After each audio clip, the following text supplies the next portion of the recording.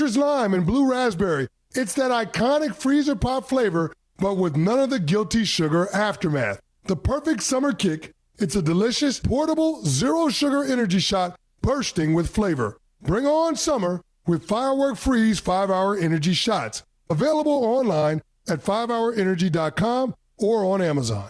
Skechers elite athlete OG Anunoby has been making history on the basketball court. Anunoby tips it in. Unbelievable. What a shot. He's been balling out in Skechers high-performance basketball sneakers, and the world is noticed. But how does OG train off the court to keep in peak physical condition? Hands-free Skechers Slip-ins Aeroburst. They help prepare OG for the physical demands of playing at a championship level. Get your pair of Aeroburst for only $165 at a Skechers store, Skechers.com, or wherever high-performance running shoes are sold.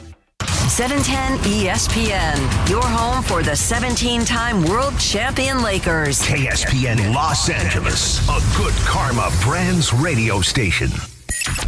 Oh. It's the summer of schmuntz. Go to line 3, Alec from Studio City. He wants to talk crap about everyone on the station. Oh, yeah, Alec, good. Now that's what I'm talking about. Yeah. Buenos dias. Cappy's the GOAT. Cappy's incredible, but Sedano is so boring and mean and angry all the time. I don't get it. Yeah, but he's boring and angry. Question. But he's the star. So everybody has to have a star, and he's the star. Sedano brings the sports to a sports show on a sports radio station, but he also allows Cappy, myself, Lindsey, Bergie, Jorge. He allows us to do the fun stuff.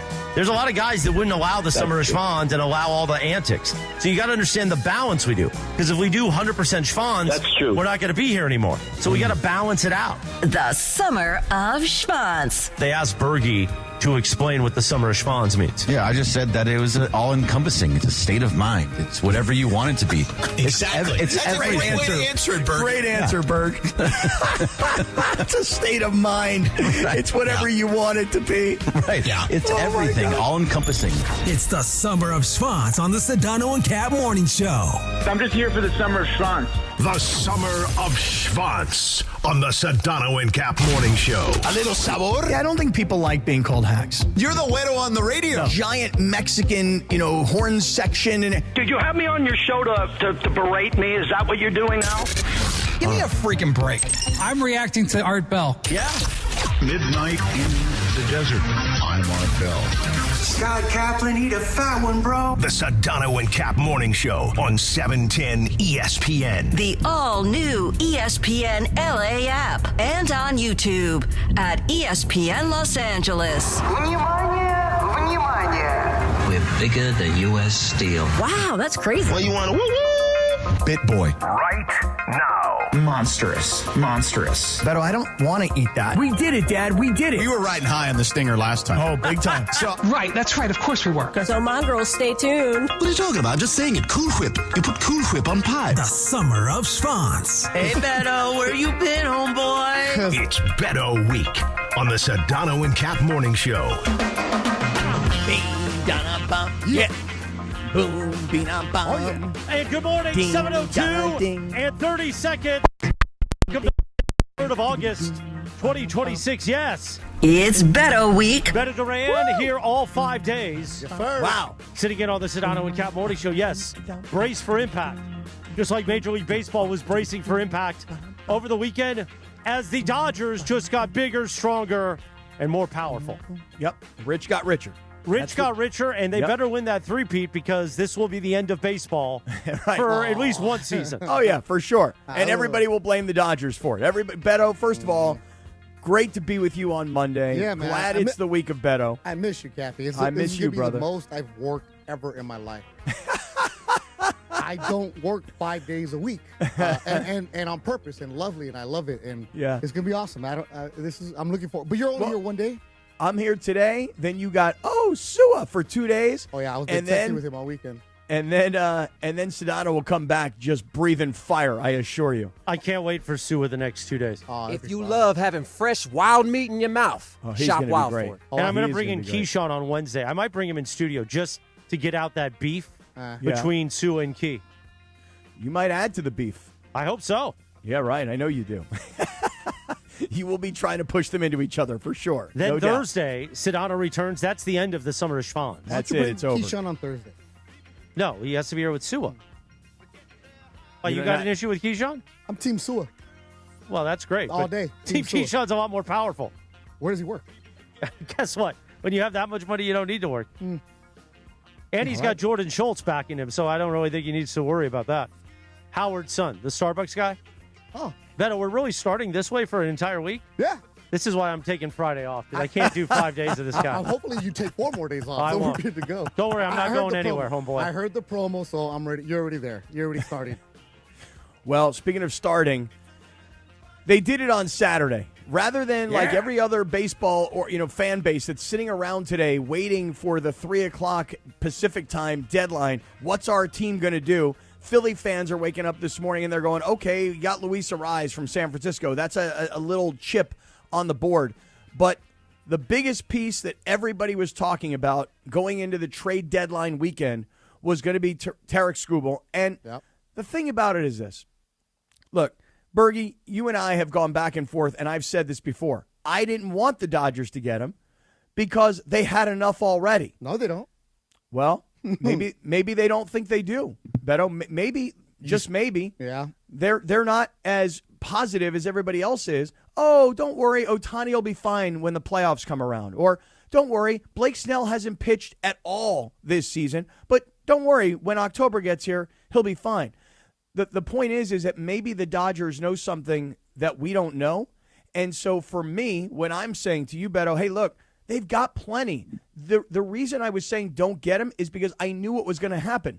Everybody in baseball, whether you're a commentator or a fan, you're just going to look at the Dodgers and go, that's the reason there's going to be a work stoppage. No. Rather than looking at a team like Milwaukee, who, oh, by the way, has the number 1 farm system in baseball currently ranked. Mm-hmm.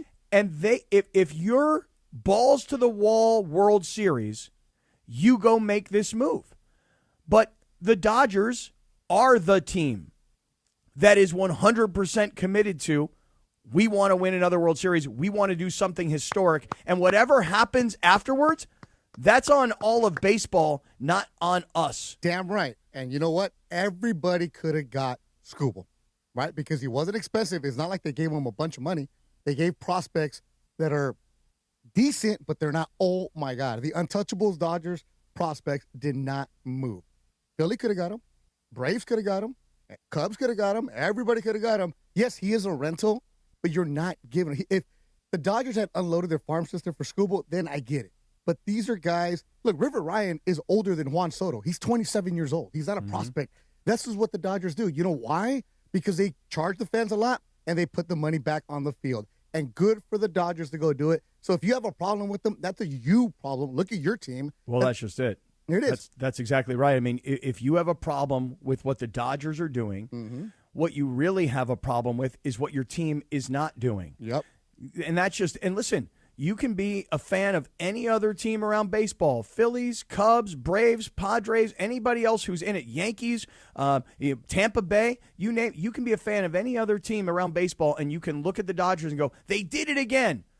This is not going out and signing Shohei Ohtani for $700 million and deferring most of the money where you're outsmarting everybody. This is simply making a trade for prospects. Milwaukee had the same opportunity that the Dodgers did, and they either didn't come up with the package or they weren't aggressive enough because they're playing they're playing a long game. Whereas the Dodgers are like, we're playing for now because we've won back-to-back. We want to win a third. We think there's going to be a work stoppage. Everybody will blame it on us. Well, screw everybody else. We got 3 World Series in a row. Well, and that's what Andrew Friedman said, too. Sorry, Beto. What Andrew Friedman said was that he's like, I'll look at it from the other side. I'm going to look at it from the fan side. The fans are going to look at us.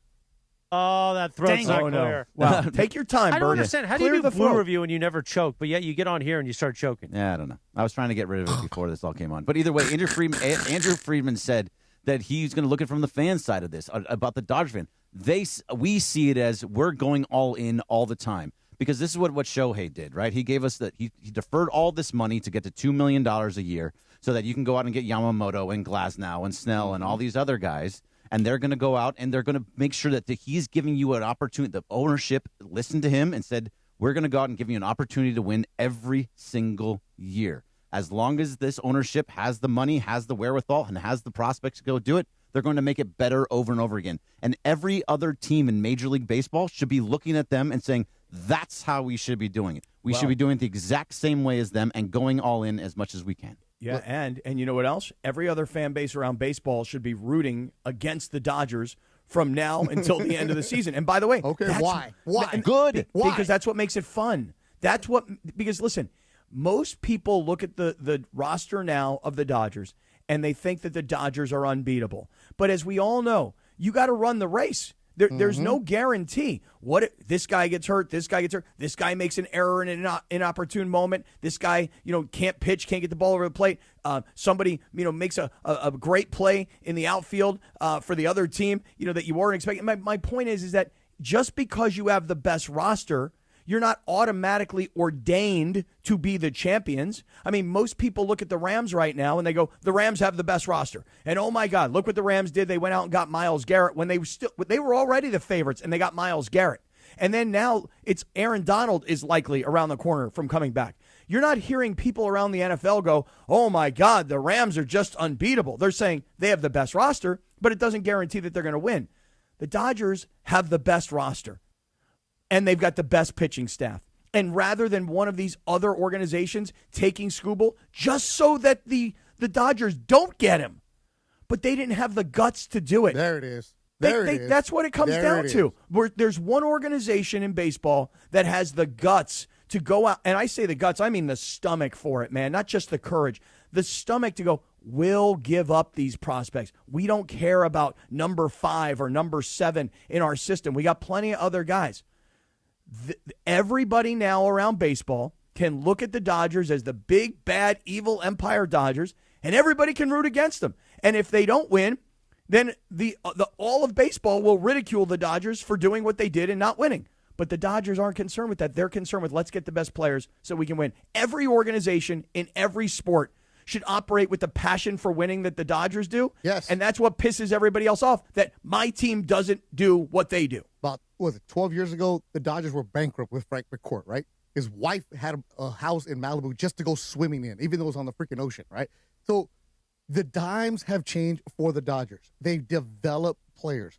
I think a couple of the guys that were traded to Detroit were guys that were part of other trades with other organizations. The Red Sox gave up on Mookie Betts. The Braves didn't want to pay Freeman. That's not the Dodgers' problem. They went and got these guys. And also for everybody to say, oh, the Dodgers are going to pay. Skubal is going to go in the free agent market. There's no guarantee he's coming back to the Dodgers next year. If he does, he's going to get the most money possible. He's going to test free agency. And you know what? The Dodgers said, fine, we'll give you this package. And if you look at the package that the Dodgers gave up, you're like, that's it? Where is the guy who is major league ready right now? Where's the guy who's a starting pitcher that we could probably get right now? So if you're looking at the other organizations, they couldn't beat the Dodgers offer. That's a you problem because you didn't want to part with prospects or current player, whatever it is. Who cares what the other teams are doing? The Dodgers are doing it right by their team, by the organization, and their fans. Steve Mason always used to say this. You're either ascending or descending, right? And the Dodgers are always ascending. And what happened this weekend? They got swept with Emmett Sheehan, Bergie. Yeah, well, Emmett Sheehan's a whole other issue. Exactly. So give me Skubal. Yeah. Well, Are you sick? Are you sick? Nah, I just worked a lot this week. You want some cough drops? No, just the voice is drained. Do you want we got the Vaporub. Yeah. That doesn't work. The voice for the is week of drained. Beto. It was I mean, strange. Oh, yeah, you got a whole week. Come on. What are you going to do? It's Beto Week.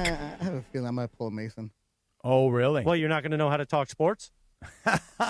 Wow, I just complimented him earlier. Wow. No, I might just take a day off like 30 minutes before the show starts. Okay. All right. Well, good for everybody don't to know. do that. But by the way, you Do it on a Sua day. Let's really put him through the paces. Yeah, really. But you mentioned those other trades that happened. So like how they got Zaire Hope. I don't know if Cappy, you remember how they got Zaire Hope? Tell me. Or River Ryan. So No. Zaire, You've never heard of Zaire Hope. Yeah, Zaire Hope is a Double-A outfielder, and he's really good.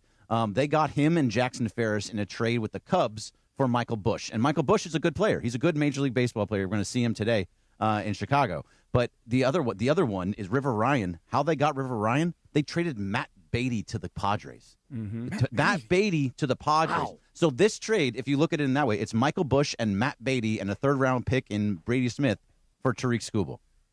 Yeah, I mean, listen, it's amazing. Yeah.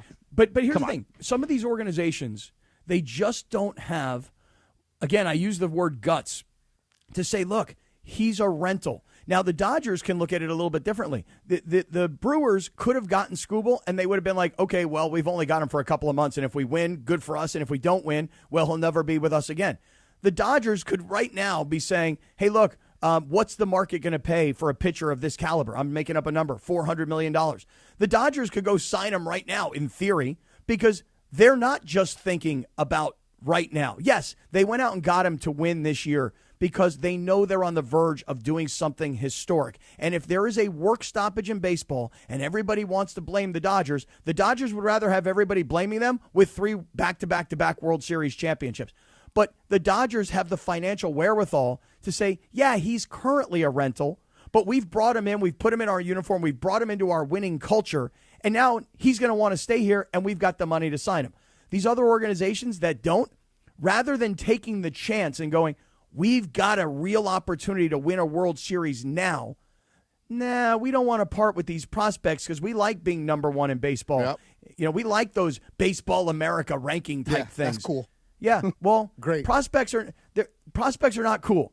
Yeah, you know, thanks, J.J. Cooper from Baseball America. That's what he does. That guy just ranks everybody. How about the Blue Jays, though? They're selling everybody off now. Kevin Gausman goes to the Cubs. Guys that were in the World Series last year are being traded away. The Dodgers, they're reloading. So that's a you problem. So don't blame the Dodgers because you can't get your guys right. So, by the way, the Blue Jays also just traded for Jose Sariano from the Angels. Oh, they made it? Yeah, they made a trade for Jose Sariano. Okay, so which also that was kind of strange for a team that's selling to all of a sudden gain. They gained 3 prospects for Jose Soriano. Mm-hmm. Yeah. For a last-place team, you know, selling I get, buying I don't. No, they didn't buy. Oh, well, no, Toronto. Yeah. I got it. Yeah, don't the Angels are anything that the Angels have, they're selling. They're going to wind up getting rid of. Good. Oh, yeah. I mean, but that's the difference, right? Is that think about it like this. If you're the Tigers, while everybody is ridiculing the Tigers, that's all you got for Skubal? Well, it's better than zero because that's what happened when the Angels chose to hang on to Shohei Ohtani. Good point. And then Ohtani just leaves via free agency, and the Angels are standing there holding their, well, you know what they were holding. They're standing there holding it. Holding their trout. Right, what happened? That's right, that's what they're holding. They're holding their trout. What did we do here? Well, we had Shohei Ohtani because he sold tickets, but now what? Now we just handed him off to the Dodgers. But Berg, I knew this. This is what I was saying to you, man, that I knew America would blame the Dodgers, and they'd say the Dodgers are what's going to ruin baseball. 7:16. Like well, Bergie's going to make his point in just a moment. You know what you could have done in these 16 minutes? Well, you could have spilled coffee in here like I did. Or you could have gone and seen our friends at Valvoline Instant Oil Change. Over the 15-minute drive-through oil change, visit SoCalOilChange.com for a location near you. Get that lube job to start on Monday, would you? So I need to get mine today. Yeah, you sure do. But Cappy, think about what is happening around this league. For the most part, the Yankees have been doing what the Dodgers are doing for the history of the Yankees. They have always gone out and built super teams. That's how they won 26 championships.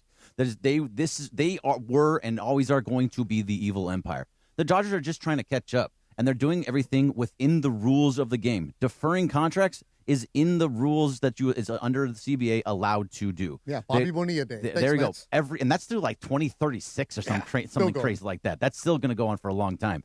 The Dodgers are doing all the things that they can do. Now, are they the reason that we're going to a work stoppage at the end of the year? No, because the owners want a salary cap. They've always wanted a salary cap. Before the Dodgers were winning championships, they wanted a salary cap. They're going to use this as a way to say, oh, look at what the Dodgers are doing. We should have a salary cap because the Dodgers are doing this. Right. They've always wanted this. This is and now they're trying to make it like, oh, look, now all the fans are on our side because that's what they want. Well, you just used you just had a great word. The owners are going to use this example. Yep. And you're in Colorado or you're in Tampa or you're in Pittsburgh or Miami or one of these places, and you're going to say, we can't do what they can do. And that's not true. I mean, listen, I'm just trying to be objective here. It's just not true. Milwaukee, Atlanta, Philadelphia, you name the team, they all had what could have been traded and turned into Skubal. They either didn't have the courage, didn't have the guts, or they're playing a completely different game. But the Dodgers are into it for winning right now, for doing something historic. They're willing to rent, even if they don't have the long term, and they're willing to part with prospects. They don't care. They're about now. Listen, the fact of the matter is this. It doesn't matter what team you are a fan of, in what sport, wouldn't you want your team's ownership to go in 1,000% every year to try and win a championship? Yes. Isn't that what everybody would want? Yes. And you deserve that if you're going to spend your money on a team. Well, and you said it earlier. I mean, the Dodgers, it costs a lot of freaking money to go to a Dodger game. Yep. It costs a ton of money. But at least if nothing else, you can look at your team and go, I'm spending all of this money because I want to see a winner. I want to see a champion. And the Dodgers are saying, well, we're charging you all this money because look what we're putting it into. Yep. The Mets charge people a lot of money. Look what is going on over there. A disaster. Blue Jays spent money. They're begging to try to stay in the wild card race. Your Padres spent a bunch of money years ago, got burned. Mason Miller going to stay with them? AJ Preller loves to trade prospects. This is his day right now. Well, I just think, again, that fan bases around baseball will look to blame the Dodgers. If you watched any of the post-Skubal trade analysis from Saturday night or Sunday, you would see that there are people in baseball that are saying, and these are former GMs. I've got some sound here we'll play for you coming up in just a little bit. But former baseball general managers from smaller markets that are saying, see, this is the problem with baseball. Because it seems, and this is where the fans come into it, it seems like it's not competitive anymore. That the Dodgers are automatically going to cruise to their third World Series championship. But that's BS too, because of course, who's in charge of the AL East right now? The Rays. Milwaukee in the Central. Aren't they small market teams? They are small market, small salary teams. Yeah, and they're better than the teams that are spending a bunch of money. Right, and the Red Sox, who we just saw this past weekend, and by the way, maybe you really need Skubal because you just got swept. You just got smoked. Well, the Red Sox past are playing weekend. good ball. They've won 8 I know of 10. they are. They've won I 8 know of they 10. But yeah, Sheehan, They've won like 25 of 31 or 25 I mean, of they've 32 been or on something like that. fire. They've won 5 in a row. Fire. Why couldn't you just let him have the 8 out of 10? Because it's bigger. You gotta. I didn't know you had to prove that you're bigger. No, I guess sometimes you do. All right. The summer of Schwanz. 7:21. By the way, can you imagine next year's summer of Schwanz when there's no baseball? Oh, it's going to be great. It's going to be glorious. Oh, my God. It'll make the summer of Schwanz 10 times better. 7:21 in the morning on a Monday. It is Beto Week. And let's talk about, I hold up this beautiful picture of a man that we love. Oh, man.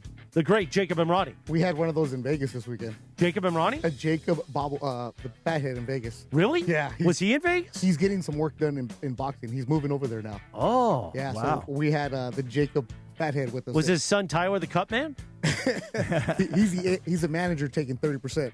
Wow. Yeah. All right. Let's talk about Mr. Boxing now, Jacob Emrani. Well, you know those quick errands around L.A., you're just like running into the market, picking up food, you're going to get back in the car, and then all of a sudden there's a wet floor or a broken step, and it'll turn your whole day just completely upside down. And did you know that a slip and fall is a leading cause of traumatic brain injury? Did you know that? Because think about it. Somebody slips, feet come out, hit their head on the back of on the floor.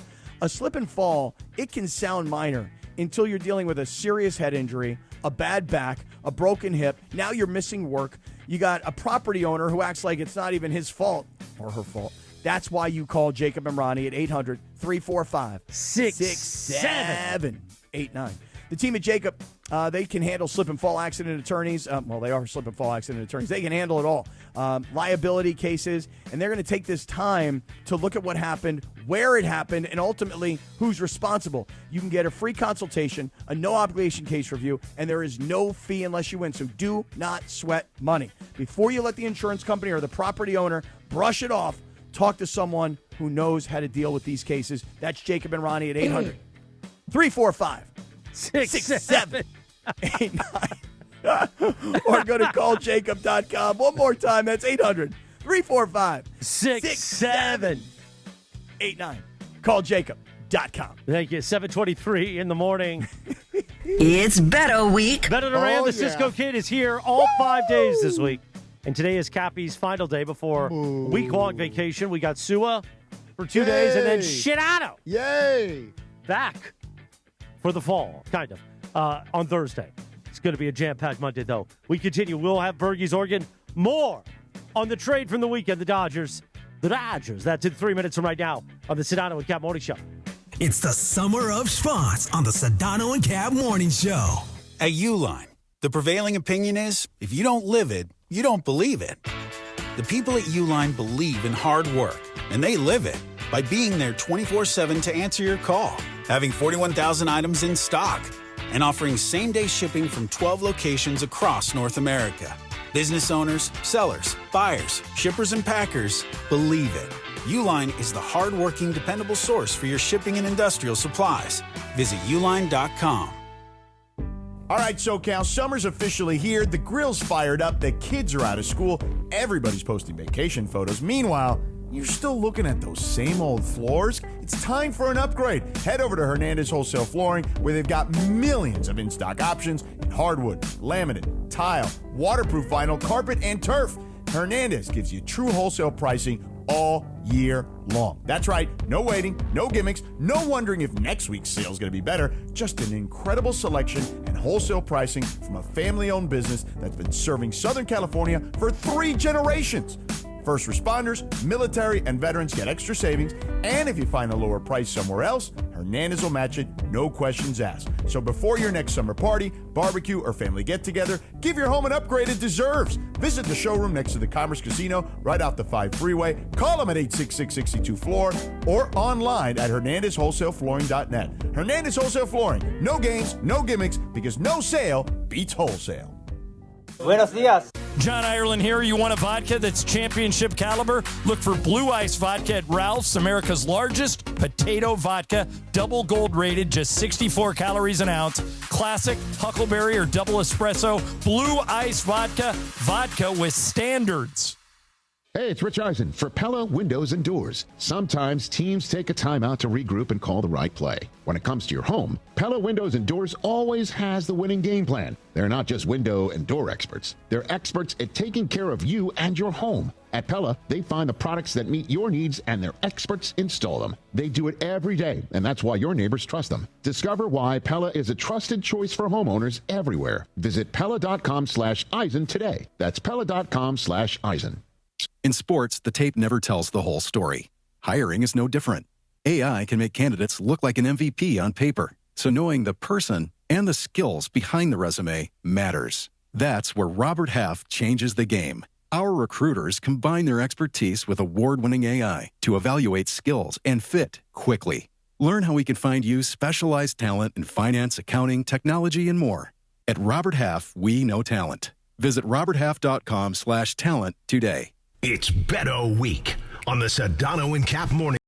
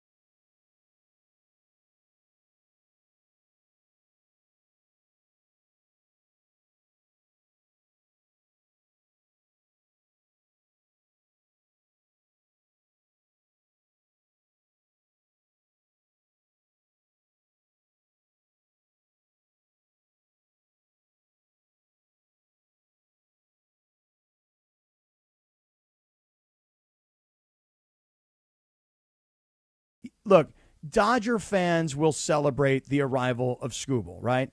And other fan bases around baseball will kvetch and they'll complain and they'll say that the Dodgers did it again and it's not fair. The only thing I would say to those fans are that, guys, this did not cost the Dodgers hundreds of millions of dollars. Mm-hmm. This was not, hey, we got a guy for $400 million. We're paying him $3 million a year. We're deferring it. He'll be rich when he's old. This is simply, we're gutsy enough to say, we'll take on a short-term rental player, in theory. We'll give up some of our top 10 prospects happily because we want to win at the major league level today. Cappy, let me correct you. They're not even their top 10 prospects. They're the Dodgers in the 20 prospects. Oh, I had pretty much read because I don't keep up with the minor leagues. No, I just so Zaire Hope in some publications is number 5, River Ryan is number 7, and Brady Smith was number 17. Yeah, right. It's they're the guys. They're not. They're good prospects, But again, River Ryan Kepi, 27 years old. That's not a prospect. That's a dude. That's a man. No, he's a guy that at this stage of his career, he should be a major league player. Yes. And the fact that he's not, he's got about another year, possibly 2 years. And if not, he's just going to age himself out, frankly. Well, he was up in 2024, and I he, recall, and he pitched blew out really, something. really well. Yeah, and then he got hurt, and now he's just coming back. We've got Bergie's Oregon in just a moment, but let me tell you this. Need more Lakers talk in your life? Yes. The Ball Nowhere Extreme. Geeter McGee is back tonight solo at 6 p.m. on 7:10 a.m. and the all-new ESPN LA app. By the way, I'm at East Central for the next 3 nights. So I think tonight I might come in the last 15 minutes and just throw freak him out, throw a schwanz at him or something. Geeter had a busy weekend, man. 6-man in Manhattan Beach. I know. Popping over there. Is this the what now? I saw a lot of social media from people that were partying up there in Manhattan Beach. Is this the team we're going to see going into the season? Well, Geeter's going to tell you tonight, 6 p.m. after DeMarco and Travis, or is there another move coming? Discuss it tonight on Lakers Talk with Geeter. Meanwhile, you watch the Blue Review weekdays at 6:30 a.m. on our YouTube channel at ESPN Los Angeles with Gregory Arthur Bergman and Marcus Grant. Thanks to our friends at LAX. Then Bergie gets here around 7:30 to give us his 3 things presented by Blue Ice Vodka, Bergie. Presented by Blue Ice Vodka, and thanks to Blue Ice Vodka, the finest vodka sourced from Idaho potatoes. Smooth, creamy, no burn, gluten-free, made from non-GMO potatoes with no sugar added and only 64 calories per ounce, Cappy. Blue Ice Vodka is available in Blue Ice Classic, Double Espresso if you really want a little extra kick to it, and Huckleberry. Huckleberry. Ask for it by name at your favorite restaurants and bars. Blue Ice Vodka, because taste matters. This is how you do it, Berg. You got to go like this. You got to go, let me get a blue ice with soda and a lime, please.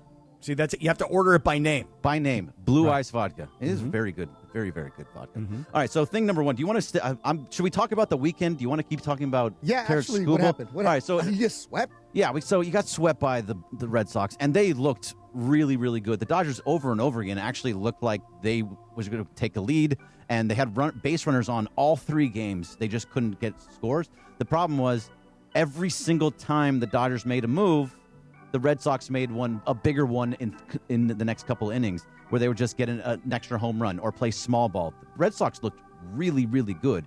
The guy that didn't look really good was Emmett Sheehan. That dude is just an absolute mess. I've never really truly been a Emmett Sheehan fan, and especially this year. If you've been listening to me on the Blue Review with Marcus Grant, I have been all over Emmett Sheehan, and he proved himself again in this last outing. His velocity dropped all the way down to 91 to 92 miles per hour when he's usually in that 96 range. So that's been the problem for him all year long, Cappy. I don't know exactly, what's going on with him. Is it something, it's a mechanical, but something's happening where his velocity since spring training would be 96 in one inning and 91 in the next one, and something's going on there. And he gives up a lot of home runs. Yep. And he gave up 3 yesterday. It was a mess. And look, here's the thing. Again, I was the person saying you don't need to go get Skubal because you have enough to win. If you're Andrew Friedman, you know your ball club a whole lot better than I do. And if you're Friedman, you're looking at a guy like Sheehan and you're going, you know what? I'm not so sure. I'm not so sure what he can bring to the table in the postseason. There have been times this year where he was good, but not consistently across the board. He's not at that A-list level like a guy like Blake Snell is supposed to be, like a guy like Ohtani, like a guy like Yamamoto. He's not up to their level. So maybe that's why you go out and get a guy like Skubal. He gave up 3 homers on 58 pitches. Oh, it was an absolute disaster over and over again. BP. With this game. Yeah, it was. That's right. It was completely BP, and they pulled him out early because he's just a mess. What did he go 1 and what? 2 2/3. 2 2/3. Yeah, okay. Yeah, no, he was a mess. But what's going to happen with him is going to be interesting because Glasnow is not back. Snell is not. Snell is close. I think if one or both, whenever they're back, I think he's done. I think he's got maybe one more start in him because they don't need to. Actually, with the lead that they have, they don't need to put him down or put him on the IL. But something's going to happen where Emmett Sheehan is not going to be either on the roster or he's going to go on an IL. He's going to go down to AAA. Something is going to happen because he is a mess. You're not using him in high-level situations. No, not trustworthy. And Berg, you're saying, is it mechanical? I don't think it's mechanical because the Dodgers have the best organization in front office to help you with your mechanics, and guys get turned around. This is between the ears for him. He cannot offer anything to you. Maybe he's trying too hard, whatever it is, but He has lost 9 of his 10 starts since the beginning of June. The Dodgers, the Dodgers have lost 9 of 10 when Sheehan is pitching. Yeah, and go look at the teams that he played. So when he played against the Mets and they won that game on a Sunday, it's because, or they may have still lost, but he pitched decently. His line looked good. Yeah, he was all over the place. They just were swinging at stuff that they shouldn't have swung at. Because they're the Mets. And it happened with the Padres, too, twice. He did the same thing against the Padres, where they made him look like a decent pitcher, but he was all over. I think, Cappy, you and I talked about it when they played in those series. Yeah. Let me ask you bad. This. You think there's any chance that before 3 p.m. today that the Dodgers unload him? I think there's a chance. Yes. I don't know if, for what. It could be for a backup catcher. Something. Mm-hmm. Because he can help another team. Yeah, absolutely. Maybe they acquire some prospects along the way. Well, that's what's going to happen with. Don't be surprised. You Right, joke, but right. don't be surprised. No, well, that's just it. They just gave up prospects. Everybody around the country is like, that's all they had to give up? You mean to tell me that Milwaukee or Atlanta or Philly, nobody could beat that? So that's what they'll do. They'll trade them. They'll get a couple of prospects. And before you know it, those prospects will become top 10 guys in the Dodger organization. It's just the way it works. 100%. And if it's not Sheehan, it most likely will be Eric Lauer. If it's not Eric Lauer, it's going to be Alex Call. Those guys are probably on their way out because there's just not enough space for them. But, yeah, there's going to be more moves by the Dodgers, and it's probably going to be for organizational depth. All right, this is your favorite subject, Cappy, when it comes to the Dodgers. Yeah. Kyle Tucker, man. Wait, hold on, wait. Well, let me just check the date. Today's Monday, August 3rd. Oh, Bergie, don't worry, it's early in the season. No, yeah, don't worry, it's early. It's early. It's not early in the season anymore. We're in August. We're past the All-Star break. We're at the trade deadline. It's no longer early. So this is a legit question at this point now, and I hate the fact that I have to ask it. What does he do well? Like anything. What does he do well? He can't hit. He can't field. He can't run the bases. He doesn't have speed. What does he do well? There was a play yesterday that was just so frustrating. This is not the first time it's happened in the last week. He did it again. There was a ball. He was on second. It was first and second, 1 out, and Teo was on first, and Kyle Tucker was on second. They hit a ball into it was Max Muncy hit a ball to deep right field. The ball was in the air. It hit the bottom of the wall. Somehow, Kyle Tucker got from second to third on a double. He got from second to third. Now, maybe he thought the ball was going to be caught. Yeah. Totally fair. Well, bad read, though. Bad read. Bad read. Doesn't matter. Why are you tagging up on a ball deep to right field when you're on second base? Because you're not going anywhere. Get halfway down the line. If he catches the ball, go back to second. That's totally fine. Instead, if it falls, which it did, he scores. Teo's on second. Teo's on third. Muncy's on second. He just does not know how to run the bases. He is not a fast base runner.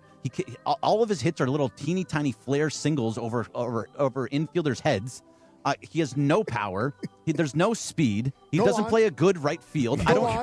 This is a guy that's supposed to be a Gold Glove level outfielder, and he's doing nothing. That's just $60 million player.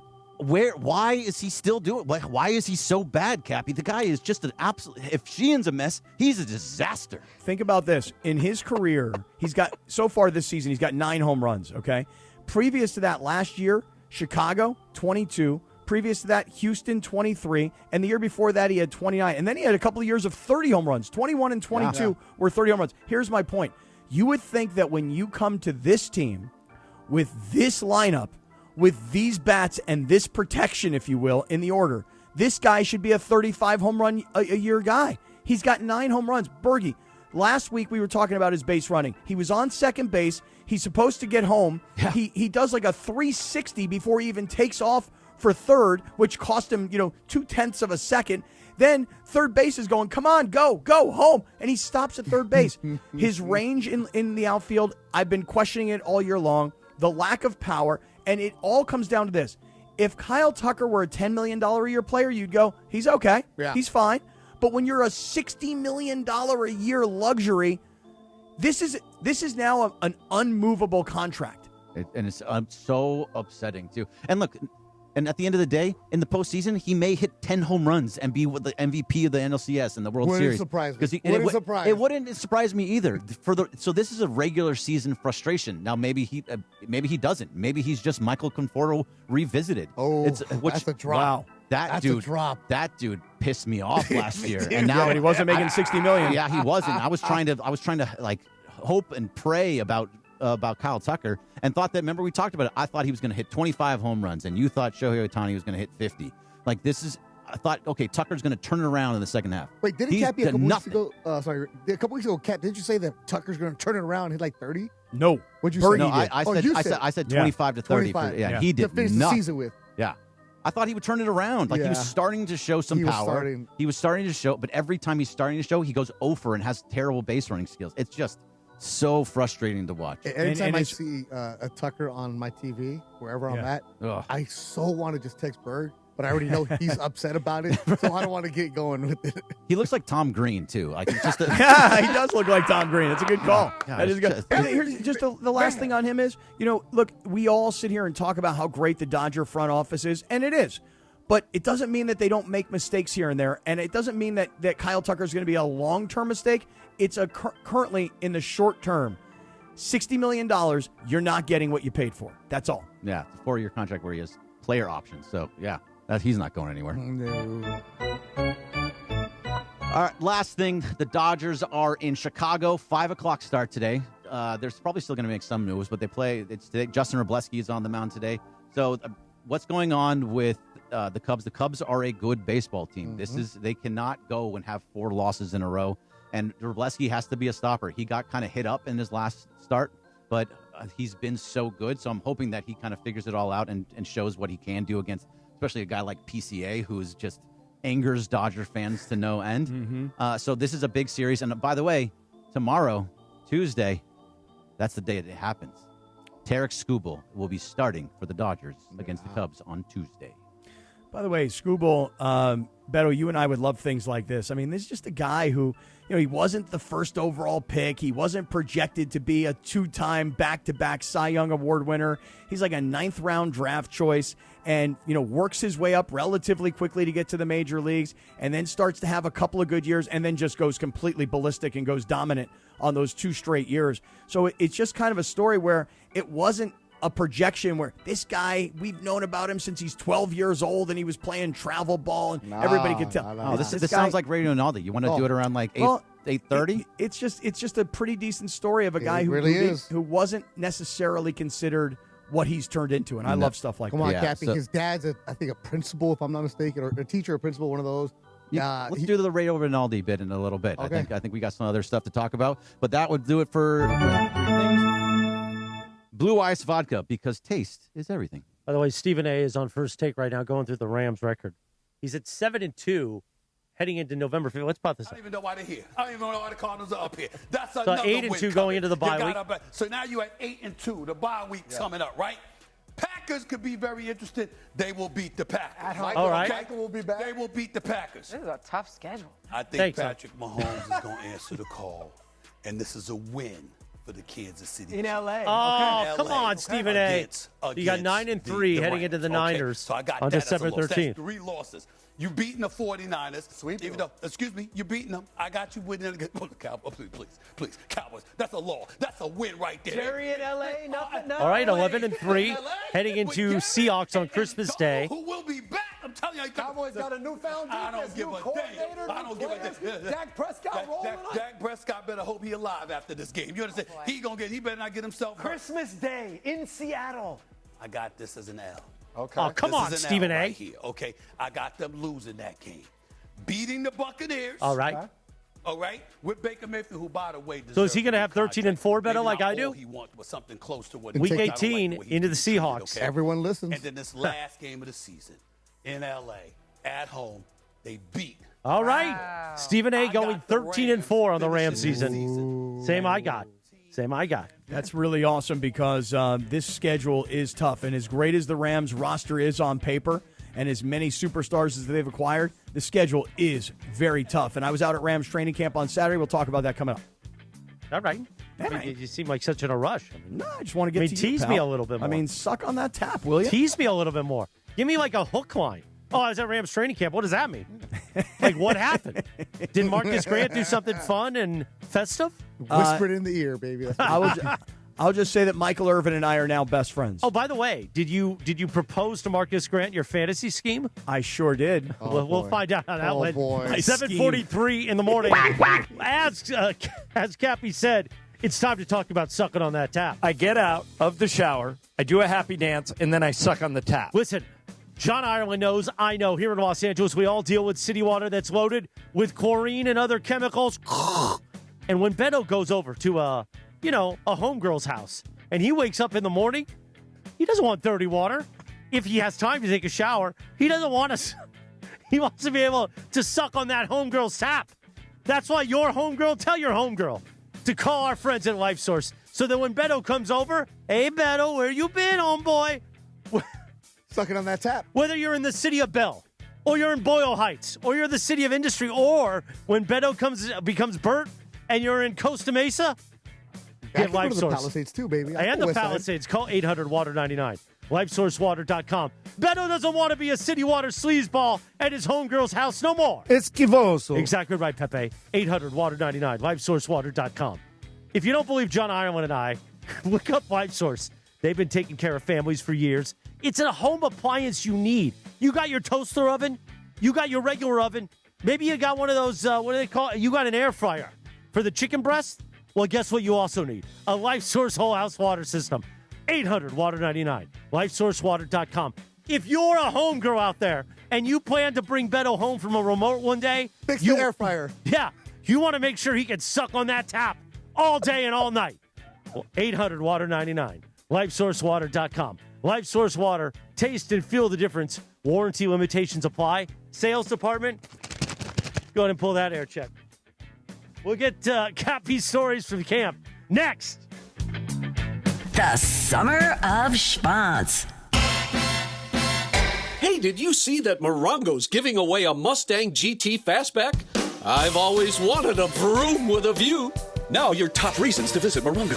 We're giving away a 2026 Mustang GT Fastback. Earn entries now, and you could drive off a winner the 31st. Number 2. A lighted makeup box is yours when you earn 500 points on your rewards card the 11th. And the number 1 reason. Walker Hayes on the 22nd. Buy tickets now. Morongo, good times. Not sure what to do this week? The answer is always Cosm. Here's your Cosm calendar for the week of August 3rd. The NFL is back, and the first preseason game is Thursday, August 6th at 5 p.m. See the Panthers and Cardinals take the field in the NFL Hall of Fame game in shared reality inside the Cosm Dome. The Cosm Dome is a gigantic 87-foot wraparound LED display and the most incredible way to watch an NFL game. Go to Cosm.com right now to lock in your seats for all the heart-pounding action. Don't miss out. And while you're locking in tickets to the NFL, don't forget to secure your seats to see Willy Wonka and the Chocolate Factory, The Matrix, and Harry Potter and the Sorcerer's Stone. The Cosm Hall is the ultimate sports bar experience with massive LED displays to watch all the action at the same time. And a summer's night on the Cosm deck is a great option for a date night. And don't forget to check out the food options at Cosm. And with multiple bars throughout the venue and on every level, no one is going thirsty at Cosm. Cosm really does have it all. Visit Cosm.com and secure your tickets this week. That's Cosm.com. That's your Cosm calendar. The Dodgers. If Twisted Tea Hard Iced Tea was your best friend, it would be the kind of friend that starts an impromptu dance party in the supermarket aisle that turns into an all-day pool party rager at your place, and you don't even own a pool. Twisted Tea Hard Iced Tea turns any day into a legendary adventure. It's smooth and refreshing real iced tea with just the right kick of alcohol. Twisted Tea Hard Iced Tea. Keep it twisted. Twisted Tea Brewing Company, Cincinnati, Ohio. Please drink responsibly. Okay, all signed up. Easy. Now let's run payroll. What the? Hey girl, I'm you with more gusto. Nice. Who's that? New social media manager. Hired and onboarded with gusto. And spoiler, we're kind of famous now. Wait, we're famous? Oh, well, I'm famous. Payroll, benefits, and HR. Designed and built for small businesses. Choose a future with gusto. The Sedano and Kap Morning Show, weekdays at 7 a.m. on ESPN LA. Hey, Beto, where you been, homeboy? The Sedano and Kap Morning Show, weekdays at 7.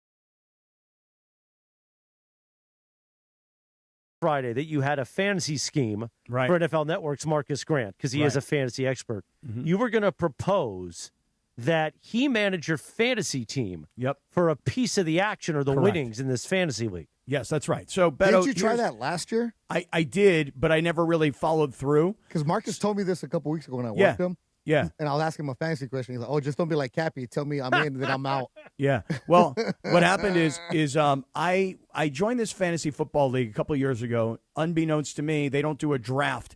They do an auction. So it's a whole different world, and I was completely unprepared. So for 2 straight years, I've been getting my ass handed to me in this league. But I brought a friend of mine into it last year. He paid the entry fee, and he won the entire league, and it was a serious amount of money. So for me to have to spend this money to be in this fantasy league, which, by the way, I don't want to spend the money. I don't even want to be in the league, but I have to be in the league because it's like one of my. No, you don't have No? to. Why No, I are don't you have in? to? What are you missing out on? No, come on. There's always something, right? There's rich guys there. There's a thing, There's rich guys that you try to invest in the horses. Well, no, there's one rich guy in particular who's like the money behind my other business. and so we love this league. We yes, love we, it. Oh, it's we have to. amazing. Right, this league's awesome. I'd it's love the to do best. it. It's the Right, I'll best. show up. No problem. I'll play 3 days love of it. golf. No problem. I don't want to play 3 days of golf, but I will. I'll show up. Let's go, Cooper. So here's the deal. I have to pay this entry fee, and I don't want to spend this money, but I have to. And I'm tired of just spending this money. I decided finally, you know what? I'm going to win this league, but I have no skills to handle this. I don't have the brain power. I don't have the focus. I don't have the concentration. You I don't have the any of it. time. I don't have the time. So I said to Marcus Grant, I said, here's what I'm going to do. I will pay the 100% fee to get into the league, and then I will split 50-50 with you the winnings. So Marcus is going to take over the general managership of the team, and I'm going to pay for. So I'm the team owner. He's the GM. At the end of the year, when we win, I will give him 50% of the money. So it costs him no money to get in, but he's going to make a lot of money on the winning side. For me, I'll only make a couple bucks, but I just want to win. That's all. You're and like I know I don't have what it takes to do it. You're an angel investor then. Currently I am an angel investor in this team. So now we're going to have Marcus on each week on this show to give us the Cappy Fantasy League update. Now, are you going to become Artie Moreno and start meddling and all of a sudden sign Josh Hamilton? Oh, no. Okay. Listen, there will not be an Albert Pujols over signing from me. All I'm going to do is, Beto, I'm going to go to Arizona in early September. I'm going to draft this club. I'm going to bring it back to Marcus, and I'm going to say, Marcus, make trades, do whatever you have to do. As far as they know, you're me. Don't tell them that you're you. You're me, okay? You have control of my email. You have control of the app, whatever it is. As far as they know, it's me making all these moves. Oh, my goodness. Yep. Is there like a group chat for this one also? There probably is a group chat. But you're not on this involved one. with it, right? No, Marcus is involved. Marcus is me in the group No, I'm chat. just saying in the fantasy group chat, is there one where like, oh, man, I can't believe you got that trade where you guys are going back and forth talking about it? You don't have that? There is. And so what if they're like, oh, Cap, that was a great move. What are you going to do? I'll be like, yes, it was. I will not have any specifics of any kind. You know what I mean? Or just write that's what I do. That's my GM right there. You looking at that picture from camp on Saturday? That's my general manager. That's Marcus Grant. That's my GM. Wait, so Marcus has to do all the work? Well, he doesn't have to pay for it. He only gets 50%. Wait, you don't think that's a nice deal? He's doing all the work. Fantasy, if you really want to win, is a lot of work. Yeah, but for him, it's like second nature. For me, that's it's his job. He gets compensated for That's this. right. And he's going to get compensated when he wins. I would have done more. But he's not going to get compensated if he doesn't win. So there That's should all be the work for some nothing. some kind of payment in advance, no? Yeah, you got to there give is him a a payment. taste. You got to give him a taste ahead of time. Give me a taste, man. But I'm paying for the whole league. So give him like 70% then. Oh, what's with you guys? Can't give him a bonus. Yeah, hey, Marcus needs a better agent. Yeah, he needs a signing bonus. At You least. guys don't listen. Like give him $1,000 just for doing it. I want to say this. Marcus Do you know Grant. that originally I offered him 10%, and he was like, "Yeah, that's Hell cool. no. That's cool." And you guys, you talked me into giving him half. So I'm putting up the money, and he gets half the winnings. You think that's a bad deal? If I'm him, yeah. I mean, it took you 2 years to convince this guy. Come on, man. Wait, so you offered him 10, he said yes. So why did you go up to 50? Because everybody gave me a guilt trip about it. Don't fall for that, man. Yeah, I Come know. on, you were offered 10. I know. It's the Hebraic Hermano inside of me that couldn't handle the guilt, man. Mm-hmm.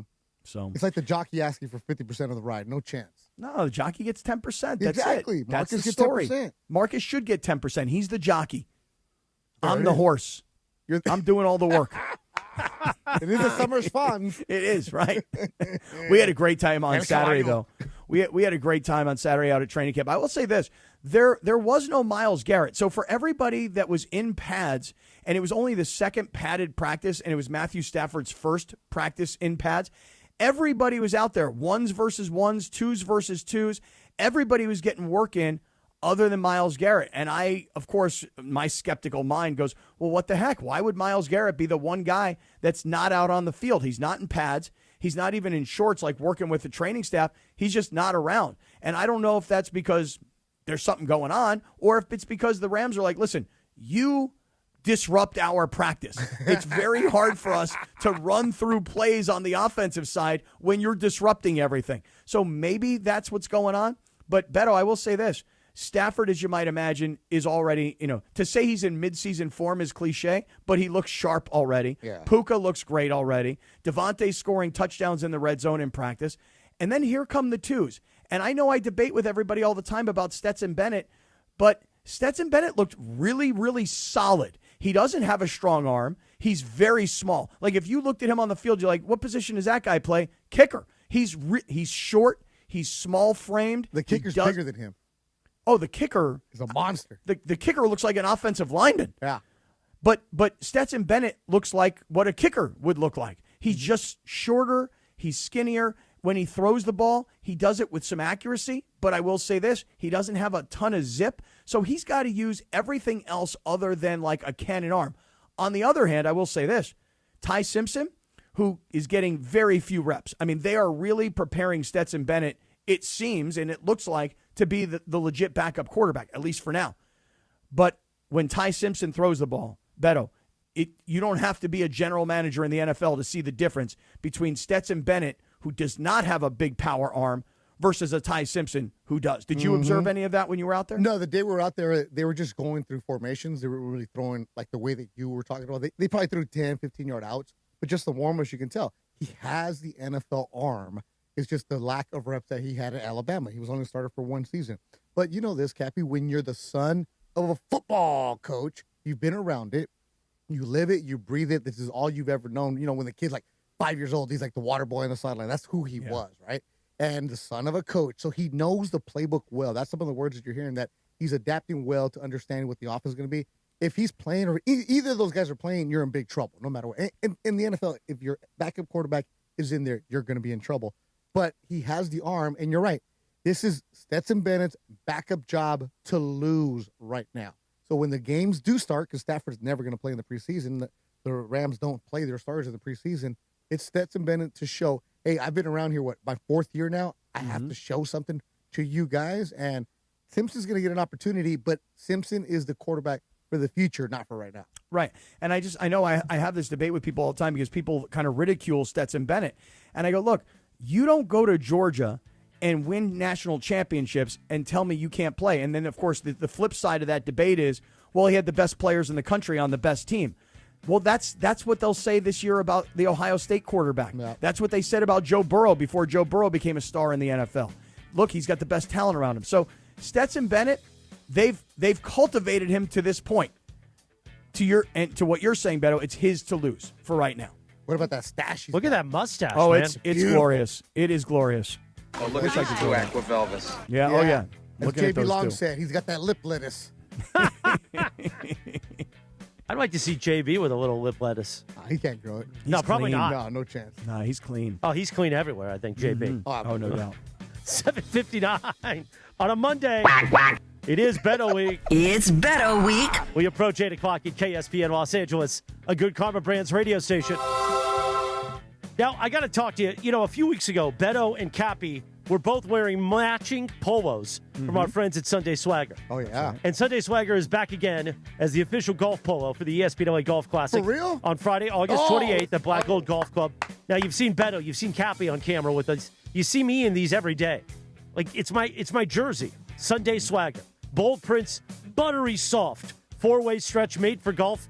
But you know I wear it to the studio, to dinner, I did. I wore it to dinner on Friday night. I'm going to wear it on this flight to Cleveland in a few weeks. When I want to be comfortable, I'm in Sunday Swagger, Jack. 250,000 people are on this now. They do his and hers, father and son, matching prints, the whole mishpucha at Sunday Swagger. Here's what I want you to do. I want you to make the Sunday Swagger change. Make that change. SundaySwagger.com, code ESPN, buy one, get one, 50% off. Beautiful, man. Code ESPN, SundaySwagger.com, use code ESPN, buy one, get one, 50% off. Code ESPN, own your swagger, Jack. 50% off applies to the item of equal or lesser value. The Sedano and Kap Morning Show, fueled by our friends at Sunday Swagger. What do you want to do next, Cappy? Well, we got Chris Rose. Yeah. Right. Chris Rose. Love Chris Rose. The Huge legendary fan. Chris Rose. Mm-hmm. Wait, Cleveland's owned and Cleveland's Lindsay's not owned. here? I know. Man. Does he know about Riz? Oh, he knows about Riz. Okay, oh, sure yeah. he does. I'm playing golf with Riz in a few weeks. No way. Oh, it's going to be big. I'll be wearing Sunday Swagger. I can't wait. All right, that's next. Chris Rose, the one and only, joins us in 4 minutes from right now on the Sedano and Kap Morning Show. It's the summer of schmonz. Call Jacob. Hey, Cap. Every day we talk about how challenging it is when you get into an accident. Obviously, you're dealing with the emotional aspect of it. Your car is totaled. So when your car's totaled, who do you count on, Cappy? You count on Jacob and Ronnie, and you call them at that number that everybody knows because there's billboards all over town. Everybody knows this number, 1-800-345-6789. That's right. Yeah, and here's the thing. You got to call him because you're going to start getting calls from all sorts of other people. Like an adjuster calls you. Who are you going to count on when the adjuster calls you? You're going to count on Jacob and Ronnie, and here's the thing. Don't talk to these adjusters. Don't all of a sudden start telling them, oh, man, I know this is my fault. Oh, I'm sorry. No. Don't talk. Do not talk. You call the number, 1-800-345-6789, and you let Jacob do the talking. You call Jacob, 1-800-345-6789. Accident or injury, call Jacob and Ronnie. Call Jacob, 1-800-345-6789. Call Jacob. Hey, it's Chris Morales. Your heart works hard for you every day. That's why taking care of it should be a year-round priority. Providence brings together some of the brightest minds in cardiac care, keeping you in the game with expert care, advanced treatments, and compassionate support right here in Southern California. Whether you're looking to be more active, make healthier choices, or stay on top of routine screenings, small steps can make a meaningful difference in your long-term health. Providence is here to support healthier hearts in every community. Learn more at providence.org/SoCalHeart. There you were, surrounded by fans, sharing wings, sharing drinks, high-fiving random strangers. Everybody remembers the game, but nobody remembers the guy coughing behind you until a few days later. It's 2 o'clock in the morning. You wake up, you got a fever, your throat's on fire. So now what? Urgent care closed, ER slammed, telehealth? Maybe, but the pharmacy's closed. You need a medical emergency kit. These are not first aid kits, everybody. They contain essential prescriptions used for over 30 common conditions, sinus and ear infections, UTIs, stomach bugs, traveler's diarrhea, and more. You can even use your doctor-developed guidebook to select the right prescription or call their telemedicine doctor standing by. It's like an urgent care in a drugstore in your house. When you're sick, traveling, or stranded, you'll wish you ordered a medical emergency kit. Order online in minutes, and it's shipped to your door. Save $45 with our promo code 710 at urgentcarekit.com/710. That's promo code 710 at urgentcarekit.com/710. Fuego. Tired of watching life from the bench? It's time to get in the game. Globe Life is looking for people who want more than just a job. Set your own schedule and help families protect what matters most. No experience? No problem. Training is provided, and you don't need anything to get started. It's not a desk job, it's a shot at building your legacy on your own terms. Your road to the championship starts at GlobeLifeCareers.com. Globe Life, official life insurance of the Los Angeles Lakers. Progressive presents perfectly bad excuses for missing stuff to spend more time on your motorcycle. Hey, Tom. Gonna miss the 5K. Gotta organize my vitamins. A, B, C. There's so many. D. Now that was a bad excuse. If you love your vehicle this much, get customized coverage from Progressive, America's #1 motorcycle insurer. Progressive Casualty Insurance Company and affiliates, not available in D.C. Kenny here to help you ignite your taste buds with Firework Freeze 5-hour energy shots. Juicy cherry, citrus lime, and blue raspberry. It's that iconic freezer pop flavor, but with none of the guilty sugar aftermath. The perfect summer kick It's a delicious, portable, zero-sugar energy shot bursting with flavor. Bring on summer with Firework Freeze 5-Hour Energy Shots. Available online at 5hourenergy.com or on Amazon. Gotta wake up. This is the Angelica's Insurance 8 a.m. hour of the Sedano and Kap Morning Show on ESPN LA. Good morning, guys. This is Angelica, and this is the 8 a.m. hour of the Sedano and Kap Morning Show on ESPN LA, presented by Angelica's Insurance. Every team needs a strong defense, and we got you covered at Angelica's Insurance. From auto and home to business and life, we have a plan just for you, even DUI and SR22 coverage to get you back on the road fast. Visit us at angelicas-ins.com for a free quote today. And now, the 8 a.m. hour of the Sedano and Kap Morning Show, powered by Angelica's Insurance. And Sedano, please pump the brakes, sucker. The Angelica's Insurance 8 a.m. hour. 8:05. Good morning. The Sedano and Kap Morning Show on a Monday. Beto Duran sitting in for Sedano. It is Beto week, you know. It's Beto week. Cappy Beto will be here till Friday. And on this day in 1987, this sounds like a Cappy record when he had his Camaro. Oh, yeah. Little T-top. And his mullet. G28. Yep. Def Leppard released their album Hysteria. Of course, Pour Some Sugar on Me was on it. By the way, Pour Some Sugar on Me still works, man. I'm telling you, you get these 50-year-old cougars, they love it. They love this song. Oh, they're ready. Oh yeah. Beto, when you become Bert in OC, pour some sugar on him, baby. Oh, yeah. That's why I'm letting the locks flow. Cappy, a legendary individual. I remember working with him way back when I was with Bruno and Siciliano, the best damn sports show, period. The host, he's amazing. The one and only Chris Rose. He joins us now on the Sedano and Kap Morning Show. Yeah, I love Chris Rose because Chris Rose does the best job of doing highlights on Sunday night of NFL football games, and he talks football and baseball, and here is Chris Rose on Sedano and Kap. Chris, thanks for doing this morning. How's it going? My pleasure, guys. Good morning. Yeah, I'm still here. It's been since 2009. That's when Best Damn went off the air, and people still bring it up, so I'm always appreciative of that. It's a fun one. It was a very impactful show. It really was. Chris, I want to jump right in. Beto and I both want to jump in. Bergie's got some things I'm sure he'll want to ask you about as well. But you guys on Saturday evening, when the Skubal trade comes down to the Dodgers, you guys go into emergency podcast mode. Like, let's get it out there through John Boy Media as fast as we can.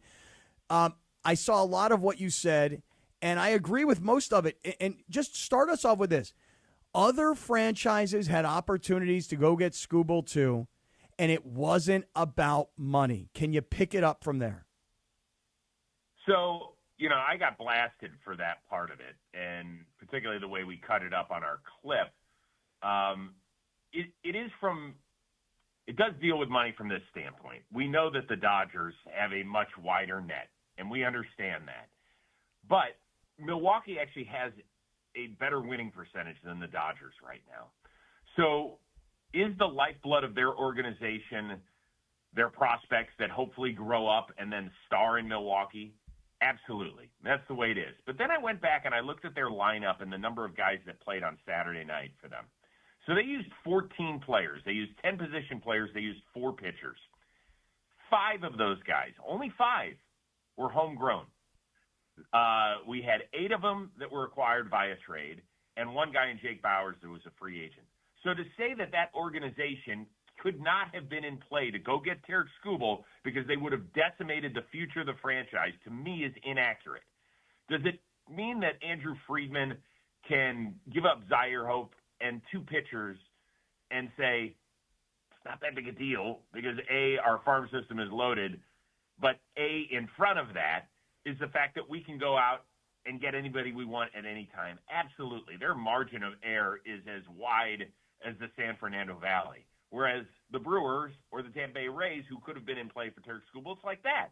So they are not even playing fields. But at the same time, this is not questioning whether or not Tarik Skubal was going to pick the Brewers or pick the Rays because they didn't have the financial funds to give to him. That's not what this is about at all. No, it's about the Dodgers having the guts to say, hey, look, we've won back-to-back World Series. We want to win a 3rd World Series, and you can blame us and tell us that we're the problem with baseball, but we're, as an organization, focused on winning. And, Chris, this is what I was talking to Beto about earlier, and Bergie and everybody. I just wish every franchise in every sport gave their fan base this like passion for winning. And that's what this Dodger front office has. And so they're not worried about renting a guy because they could potentially sign him, but they want to do something historic. So they go out and they find the best guy they can to help them make that happen. Yeah, but I'm going to look at it from the other. I mean, yes, pat the Dodgers on the back and say, great job, Andrew Friedman. Absolutely. I think a lot of us would have made the move if we had the wherewithal to be able to do it. There's no question. Unfortunately, in the way the baseball system sits right now, organizations like Tampa Bay and Milwaukee, and I'm not here to pick on them because they're the two organizations, the small market teams that do it best, and Andrew Friedman can tell you because he had to deal with it for many years in Tampa, that they have to sit here and they feel like they have to choose, are we really willing to mortgage our future for one bite at the apple? And in this sport, can one starting pitcher really make that big a difference? Well, I'll tell you this. If I were Milwaukee, I would say screw it. Am I ever going to be closer to maybe beating the Dodgers than in the position I'm in right now? If you put Tarik Skubal and Jacob Mizorowski back-to-back in a 5-game series or in a 7-game series, if you have to beat one of those guys, that's not easy to do. It is not easy to do. I would have swung for the fences.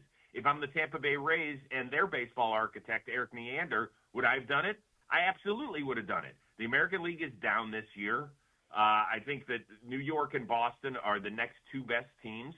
I absolutely would have gone for it because, I mean, what are you playing for then? I mean, if you believe in your organization to draft and develop young people, then the people that you traded away can be replaceable. Now, Chris, your Baseball Today that you do with Trevor, I love it. It's good stuff. Also, the dugout discussions. So you were saying, though, when you did your Skubal Dodger trade, you were getting a lot of flack. Why? Because I said that it wasn't about money. And what I meant by that was Tarik Skubal had no say on where he could have ended up. Now, there's still a lot of tinfoil wearing people that are like, well, of course he went into Scott Harris's office, and he's the president of baseball ops for the Tigers, and said, look, I'm going to sign with the Dodgers anyway, so you better get the best deal out of them. I mean, if Tarik Skubal had been traded to the Brewers or the Rays or the Atlanta Braves or anybody else that had been mentioned in the conversation, was Tarik Skubal not – correct me if I'm wrong, was he not going to bitch the rest of the year? Was he going to withhold his services? No, he was going to go out and try and do the best damn job that he could have. So for people who are like, well, of course he set it up. He leaked information to Bob Nightingale and said he wanted, he's most interested in going to the Dodgers. That doesn't matter. Do you think the Tigers care where Tarik Skubal wanted to go? Nope. That does not happen in this sport. They were trying to get the best offer. Now, we could sit here and criticize what they got back. Number one, I think that's ridiculous because Zaire Hope hasn't sniffed the big leagues yet. River Ryan has made a handful of appearances in the big leagues. And then the single-A pitcher is a single-A pitcher. So I would like to judge it maybe 3 or 4 years down the road. I know in the world that we live in, everybody wants an answer, and we got to judge this and that within 17 minutes of something happening. I will not partake in that.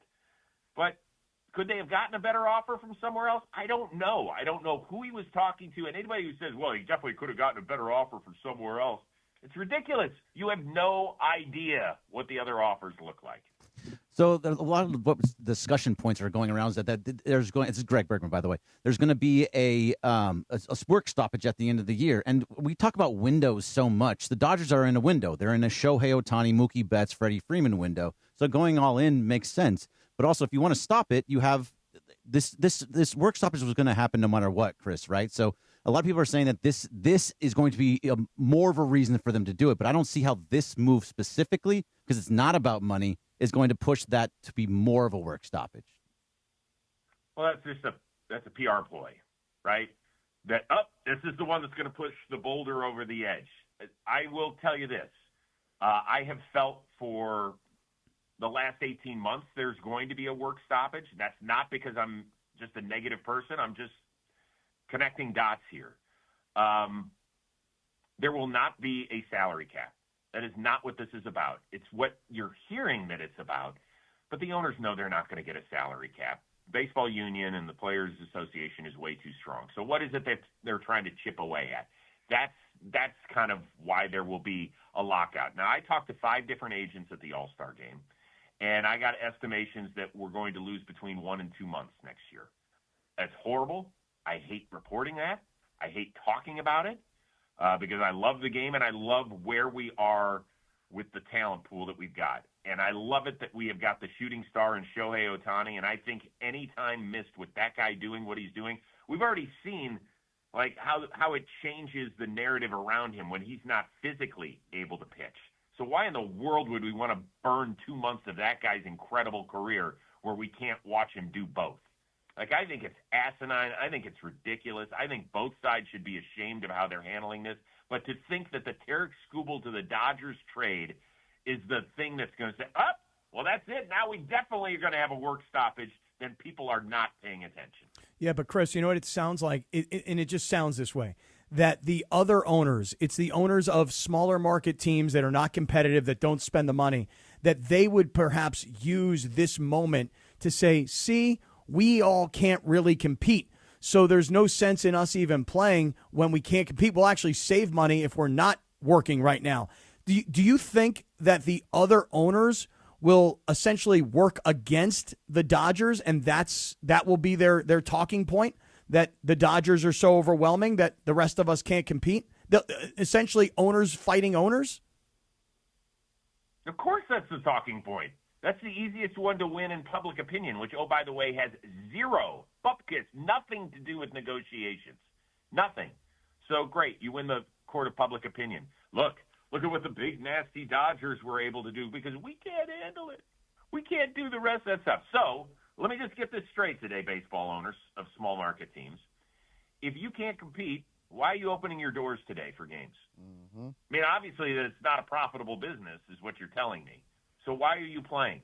Why are you charging good people money to watch your team that you have no interest in having compete play? I'm not saying the fields are even. They're not. There is an enormous, enormous disparity between what the Dodgers and Mets are spending and what the Guardians and the Marlins are spending. I mean, the fact that the Guardians and the Marlins are in contention, I applaud those organizations for being able to field teams that can compete because the Dolan family, who owns Cleveland, yes, their net worth is extremely high. That guy does not have the cash flow to do what the Dodgers are doing. It's just not. But it will never be even. So do I think they should have a salary cap? I mean, I'm much more interested in the floor. Then I'll listen to the salary cap, perhaps.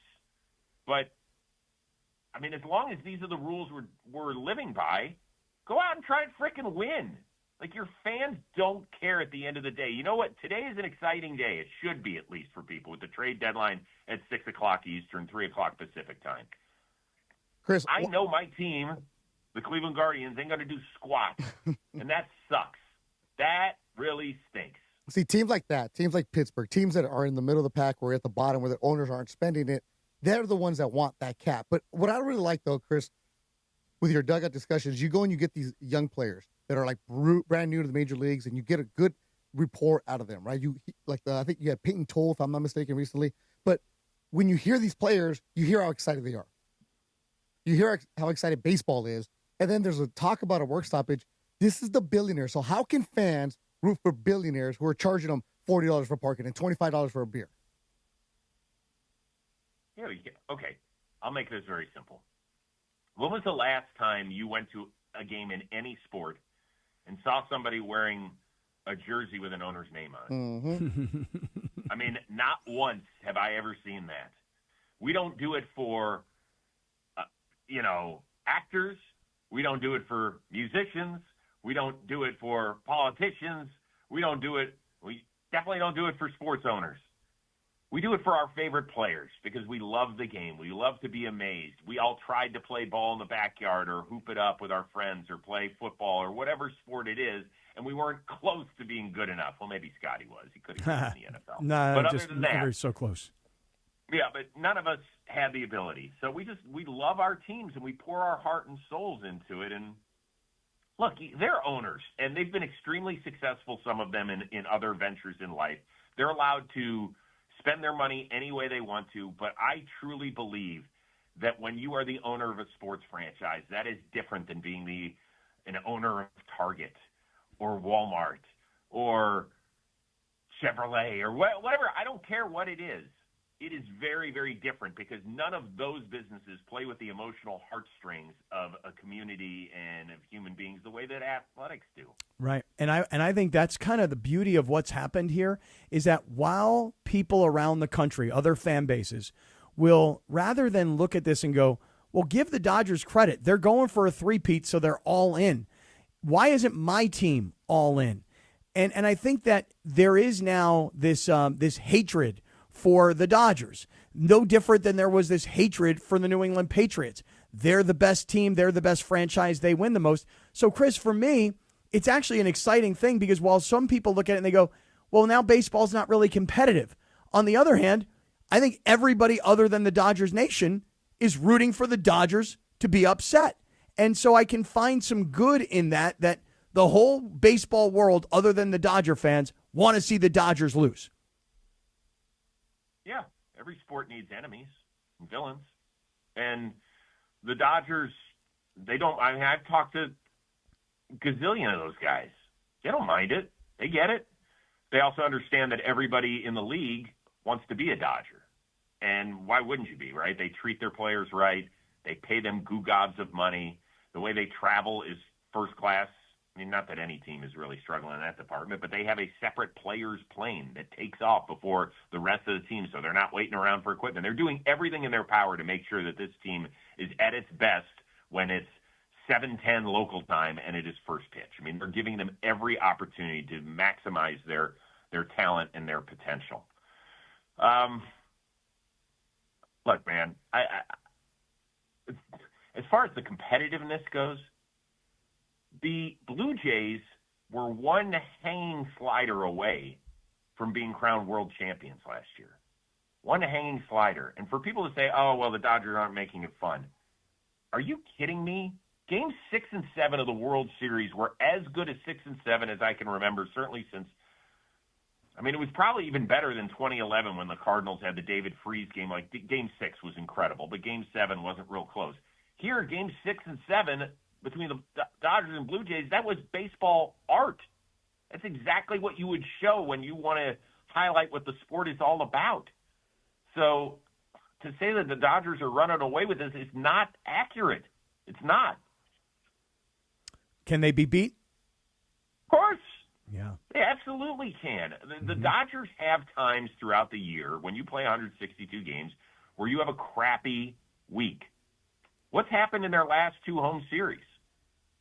Nothing good.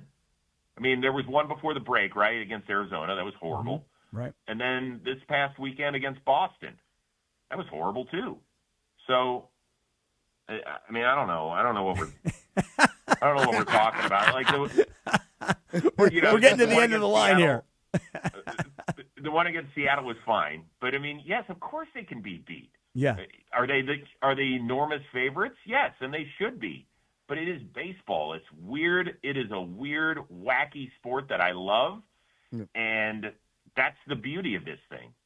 Andrew Friedman has done a remarkable job giving them a chance to do a three-peat, which is something that just does not happen. It's happened twice since the 70s, right? It was the A's of the early 70s, and then the Yankees from 98 through 2000. So good for them. They put themselves in a great position. All right, Chris Rose stopping by today with some very, very strong opinions. Love it, love it. Hey, I guess while we got you here, man, maybe you could change hats and go from baseball to football for a quick second. See, nobody's complaining about the Rams, Chris. Nobody's saying, well, wait a second. The Rams were a play away from getting to the Super Bowl last year, and had the Rams gotten to the Super Bowl, they would have done to New England what Seattle did to New England. Nobody's complaining that the Rams went out and got a top-level all-pro caliber cornerback. Nobody's complaining that they added more depth to their secondary. Nobody has a problem, it seems, with the Rams already being Super Bowl favorites and then going out and getting Myles Garrett. And I don't think anybody's going to have a problem when Aaron Donald walks back on that field. For some reason, though, and it's probably because they haven't won back-to-back Super Bowls, for some reason, everybody wants to hate on the Dodgers, and everybody looks at the Rams and they celebrate this roster, but it doesn't guarantee that they're going to automatically just win the Super Bowl. What do you think? No, well, Scotty, the difference here is, and you know this, is that when it has nothing to do with money. in the NFL because they all play by the same parameters, right? There is a salary cap there. And even bad teams spend a ridiculous amount of money. Now, the Mets, this is an anomaly. What has transpired with them to have this huge a payroll and to fall flat on your face is utterly ridiculous. But in baseball, the more you spend, the much more significantly better chance you have at succeeding on the field. In the NFL, it's not always that way. And so when you're inept in the NFL, it's because your organization sucks. In baseball, when you're inept on the baseball diamond, the first thing we do is check the payroll disparity. That's all. So here, people aren't going to care, like that they went and traded for Myles Garrett because other teams presumably could have done it. I don't think so. I think they had to go to Myles and make sure he was going to sign off on this thing and that the other team was going to quickly give him an extension and all that sort of stuff. I mean, look, that's my beloved Browns. I grew up in Cleveland. I've been a diehard Browns fan since I could walk. I call their preseason games. And I can tell you this, if you have not watched Myles Garrett on a regular basis, you are getting the best player in the NFL. He's not the most important player. That has to be a quarterback. He was the best player in the NFL last year. He is a game wrecker. I am certain that Aaron Donald is going to be next to him at some point during the year. I don't think it'll be for game one. Wouldn't surprise me if it's, 5-6 weeks in. I think that's mental as much as it is physical for Aaron Donald. They're going to be in great position. I do like the Rams. I love the way they built their organization. I'm a huge Sean McVay fan. We went to the same college. Hey, Chris, Miami University, we're the best place around. People don't give us enough credit, but I'm always going to talk great about the university. So that's my Sean McVay. Was that your impression of Sean McVay? Well, what do you think it was? Yeah, what else is it going to be? Let me at least come back to you with my version. Oh, here we go. Okay, now we're going to do a McVay off. Okay, Dooley Chris, McVays. we're going to do a McVay off. Okay. Back in Ohio, we played complimentary football back then, and we play complimentary football right now, and that's kind of the way we play football around here. In fact, I just read a book called How to Win in Football, and it's a book about winning in football. And so that's what I read. That's my Sean McVay. That's pretty good.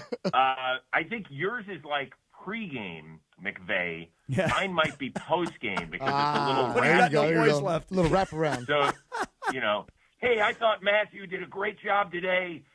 He was in rhythm. He got the ball out on time. I thought our defense was sensational. And dang it, I am so proud. I love this team. Yeah. So that's the we can just go pregame, back and forth all day. right? Pregame high voice, postgame kind of muffled voice. Yeah. Yes, Drained. He's drained. Yes, after the drained game. voice. Exactly, Yeah. exhausted. Chris Rose, it is great to have you on the show. I look forward to having you on many times during the football season. Thank you very much for all this time. Appreciate it, guys. Thanks as always. Enjoy the rest of the summer days before the kiddies go back to school for all your listeners out there. Or Right boot on. them back into school right now, whatever Yeah. makes you happy. Right on. Chris, appreciate the time, man. Thank you so much. You got it. Take care, Love guys. Chris Rose. Big fan. Yeah, There his you go. dugout discussions are really, really good. Yeah, glad you were on top of that because he really does such a great job of being baseball and football. Yeah. And Hard. so you could talk to him about either one. It's great. Yeah. You didn't tell him about the summer schwanz. I forgot to tell him about the summer schwanz. You were scared. No, I think he probably knows because he's a listener. I think you were scared. You didn't want to put it out there. Nah, Cappy ain't scared. He ain't No, scared. No scared. 8:28. Good morning. The You Sedano and soft. Cappy Morning Show on a Monday. It's Beto Week, Jack. It's Beto Week. Beto Duran, the Cisco Kid, here with us until Friday. Yeah. All week long. By the way, football season is back at ESPN LA and Waba Grill. Have your chance to win. Tune into the DeMarco and Travis Afternoon Show this week for the Waba Grill Trivia Question of the Day. If you get it right, win a $50 Waba Grill gift card and qualify for the VIP Game Day Experience grand prize. Waba Grill, home of the Boom Boom Tacos. Boom, boom, bam! Waba Grill, an LA original. Copy. Yo. Let's talk about the wellness company, shall we? So had to put it to the test this weekend. Because, you see, I've been telling you about the medical emergency kit from the wellness company. And what happens is when you open this thing up, and by the way, it's such a great travel case. You're going to want to take it with you if you're going on a road trip, if you're going on a summer vacation, because the last thing you want to have happen is all of a sudden you get a cold, right? And then that cold turns into something a lot worse. And I will just tell you, this has happened to me this weekend. This happened to Rachel. She was not feeling great. She was starting to cough up some stuff, you know, and I'm like, girlfriend, we got to get into this medical emergency guidebook, and we got to figure out what is it that you have and what medication should you then take. And it's like a lot of people, you know, people don't want to take meds right away. They're like, let me see if my body can fight it off. And then you get a couple days into it, and you're like, I can't deal with this anymore. And let me start taking the medication. See, you have the medication. You can take it right away, because you don't have to go to a pharmacy. You don't have to go to an urgent care. You don't have to call your doctor. You don't have to spend money on a copay. You have all the medication that you need right here in this great travel pack. So how do you get it? You go to urgentcarekit.com/710, urgentcarekit.com/710, promo code 710, save $45 on your medical emergency kit. Thank you, Cappy. 8:30 in the morning. Next, in 3 minutes, why don't we do some Lakers, Cappy? Oh, yeah? Yeah, why not? Okay, we got Beto here. Let's do it. Let's do a little Lakers with Beto Duran. Okay. Next in 3 minutes from right now on ESPN LA. Summer of Schmantz. Welcome to Milagro Tequila, where the sun shines, good times roll, and tequila pours. Take a sip of sunshine this summer with Milagro Tequila, crafted from 100% Blue Weber agave for bright flavor and exceptional smoothness. Shake up fresh margaritas with Milagro Silver. Mix the perfect paloma with Milagro Reposado, or enjoy the rich, smooth taste of Milagro Añejo on the rocks. Find Milagro at your favorite retailer, in-store, and online. Tequila never tasted brighter. Milagro Tequila. Please enjoy responsibly. Why do we grill to order at Waba Grill? It's just better for you. Waba Grill. It's flavorful. Pick me up and never put me down. It's quality. It's fresh. It's spicy. Introducing our new Chili Crisp Dumplings. A spicy twist on a Waba favorite. Bold, crunchy, and tossed in fiery chili crisp. Get yours now, only at Waba Grill. It's for you. All right, SoCal, summer's officially here. The grill's fired up. The kids are out of school. Everybody's posting vacation photos. Meanwhile, you're still looking at those same old floors. It's time for an upgrade. Head over to Hernandez Wholesale Flooring, where they've got millions of in-stock options in hardwood, laminate, tile, waterproof vinyl, carpet, and turf. Hernandez gives you true wholesale pricing all year long. That's right, no waiting, no gimmicks, no wondering if next week's sale is going to be better. Just an incredible selection and wholesale pricing from a family-owned business that's been serving Southern California for 3 generations. First responders, military, and veterans get extra savings, and if you find a lower price somewhere else, Hernandez will match it, no questions asked. So before your next summer party, barbecue, or family get-together, give your home an upgrade it deserves. Visit the showroom next to the Commerce Casino, right off the 5 freeway. Call them at 866-62-FLOOR, or online at HernandezWholesaleFlooring.net. Hernandez Wholesale Flooring. No games, no gimmicks, because no sale beats wholesale. In sports, the tape never tells the whole story. Hiring is no different. AI can make candidates look like an MVP on paper, so knowing the person and the skills behind the resume matters. That's where Robert Half changes the game. Our recruiters combine their expertise with award-winning AI to evaluate skills and fit quickly. Learn how we can find you specialized talent in finance, accounting, technology, and more. At Robert Half, we know talent. Visit roberthalf.com/talent today. Your ambition just met its match with Robinhood. You play for the win, not just on game day, every day. Channel that drive into your money. Robinhood puts you in control, all on one platform. You expect more from yourself. Expect more from your money. Get started today at Robinhood.com/yourmoney. Again, that's Robinhood.com/yourmoney. Your money, your move.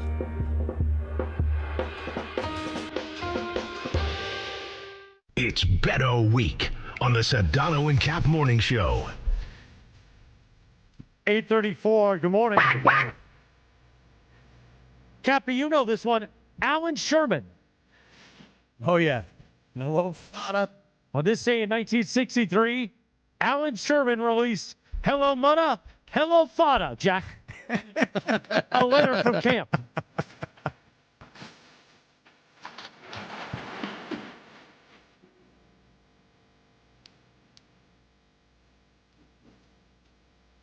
Look at these two aqua velvas.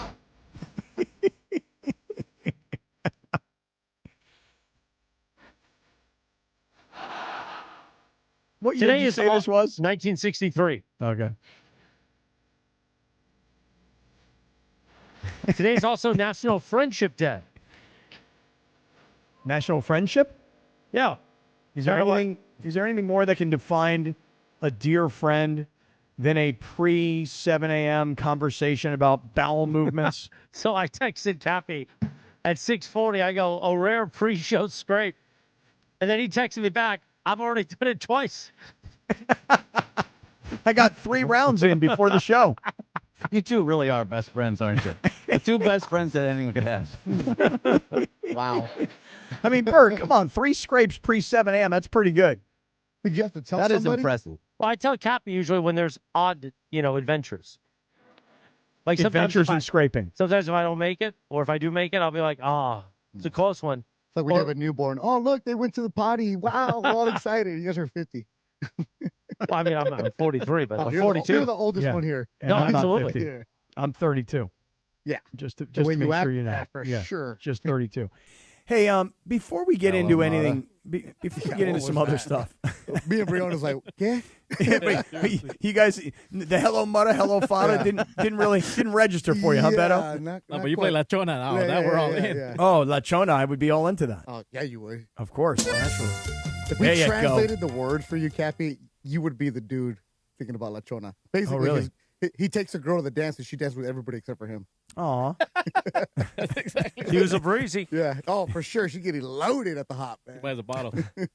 Can I? She'll buy you the bottle. Yeah, and leave you alone. No, seriously, the words are that she shows up, she buys a bottle, and she just starts dancing with everybody else. Good song. Hello, Mara. Hello, Fada. Hello, Mama. Hey, before we move into something else real quick, I just because there's feedback coming in, obviously, on this whole Dodger thing. And again, if you're not a Dodger I thought you had fan, your headphones. Sorry. Yeah. I love how you said feedback. Yeah, right. It's hate, bro. It's hate. it is hate. Hate, It hate, is hate, it is hate. absolutely hate because Player, if- hater, ball. That's what it is, man. if you're not a Dodger fan, you think that the Dodgers are the only team that could ever pull this off, and that Milwaukee couldn't do it, and Philly or Tampa or nobody else could pull this off other than the Dodgers. And I would argue to you that everybody had the same access to possibly getting this pitcher. And it just comes down to, do you have the assets to trade? Did Detroit want what you were offering? Well, say And it. Say it. The what? The G word. Do they have the what? You've been Do saying they it all have morning. do they have the guts? Yeah, the guts. Yeah. To say, you know what? We're getting a player for 2 months, and if he helps us win the World Series, awesome. And if he doesn't help us win the World Series, we're not going to have him beyond now because Tampa's not going to pay for him and Milwaukee's not going to pay for him. But as Chris Rose just pointed out, you look at Milwaukee, they've got a better winning percentage than the Dodgers, and it's not really as homegrown as you might think, even though Milwaukee has currently the #1 minor league system in all of baseball. See, I'm going to push back on the guts just a little bit. You know, I love you, Cap, but I don't think it's guts when you're trading away 3 guys who weren't going to feature into your program anyways. The guys that are going to be on the team, maybe, like if they were, a top-notch prospect, the untouchable, right? Then you're like, oh, that's guts right there. You're trading a 27-year-old. You're trading a kid who has played single-A baseball. You don't know what the future are for these guys. So that's, for me, it's not guts because they did the safe way. If they had traded their big dude, like there's a guy named Quintero in single-A who's on fire, right? The big prospects that everybody wants, then I'm like, wow, that's the guts for me. Yeah. But the Tigers, Cappy, if you're a Tiger fan and you're like, we got something here, they're only 2.5 games back of the wild card. They're still in this mix, and you give up the best pitcher in baseball. Yeah. That's where you should be mad. Okay, so that one for the Tigers, though, that makes sense for the Tigers. I get it, but if you're a fan, you're like, dude, we're competing. Right. Okay, if you're going to trade him, get me a guy that can get us to the wild card. Give me an MSG and give me a starting pitcher. Give me something that we can replace. If you're a Tiger fan, give me somebody that can play now, not in 3-4 years from now. So, totally agree with that. But I mean, if you go back even just a couple of years ago and look at what the Angels did, the Angels didn't do that. They actually went for it. They did what everybody asked them to. Yeah. They went out. They got a bunch of guys. Lucas Giolito was one of the huge pickups that they made in that time, and they decided to hold on to Ohtani, and then they lost them for nothing. But Ohtani could have got you a bunch of huge prospects that were ready right then and there. The Tigers didn't get that. Right. Well, so Zaire Hope is a huge prospect. I mean, he's number 5 in the prospect. Okay. Win. Well, the Dodger farm system is different than every other farm system. Maybe the Brewers is close to that, but the 3 outfielders that are in AAA are guys that could play in the major leagues right now. Then why did they get blocked. them if you're the Tigers? Talk to the Tigers. That's exactly. If I'm the Tigers, I'm a Tiger fan or anybody else. That's where the guts would be, Cappy. If you got the Dodgers gave up that elite prospect who is ready for the major leagues, but he's blocked because you have Mookie Betts in front of you, because you have Freddie Freeman in front of you. You have those kind of kids behind you. Get me those guys, not the ones that are 5 prospects. It's nice, but give me the ones that can compete for me right now. Yeah, but when I say guts, I'm not even talking about the Dodgers. I mean, the Dodgers give up a couple of prospects, and to me, it's the guts of Tampa Bay or Atlanta or Milwaukee. Like, you got to have the guts to say, hey, we're going to part with some future pieces, and we're only going to have this guy for a short period of time, but we're going all in. And so, look, the Dodgers are going all in yet again. Good. We all applauded the Rams when the Rams won the Super Bowl, and they went out and they got a Von Miller, and they got Odell Beckham Jr., and they said F them picks. They were all in to win the Super Bowl.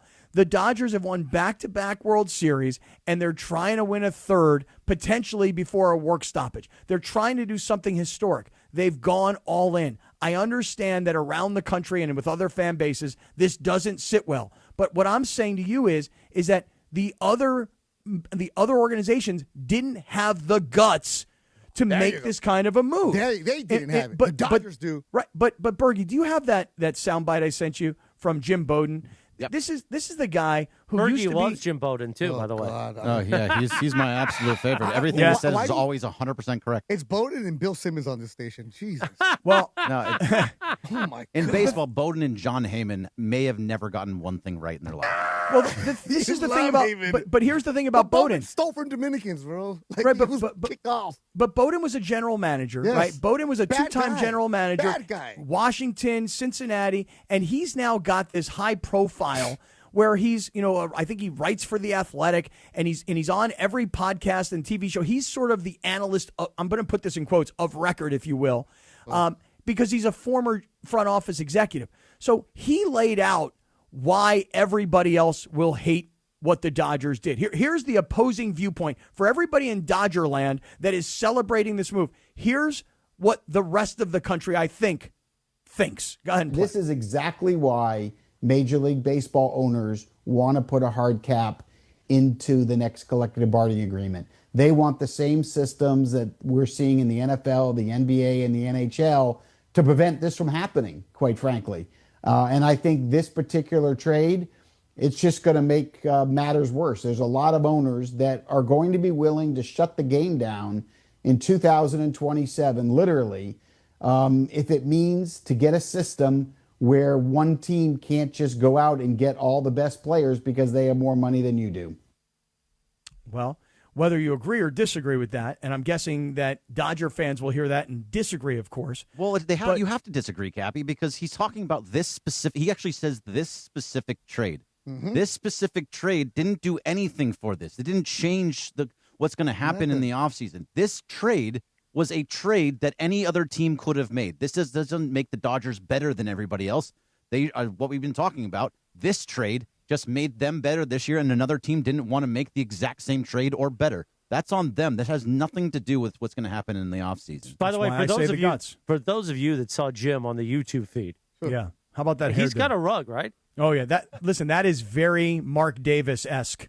I mean, that he went to Mark Davis's house and pulled that one right out of the closet, right? I mean, that is. It is 60s with frosted tips. Yeah. And just the other part of it, too, Cappy, is that you were talking with Chris Rose, and you were saying you won the court of public opinion. He's right. If you talk to Bryce Harper has been the most outspoken about all of this. He loves what the Dodgers are doing. He said because he wants the Phillies to do the same thing.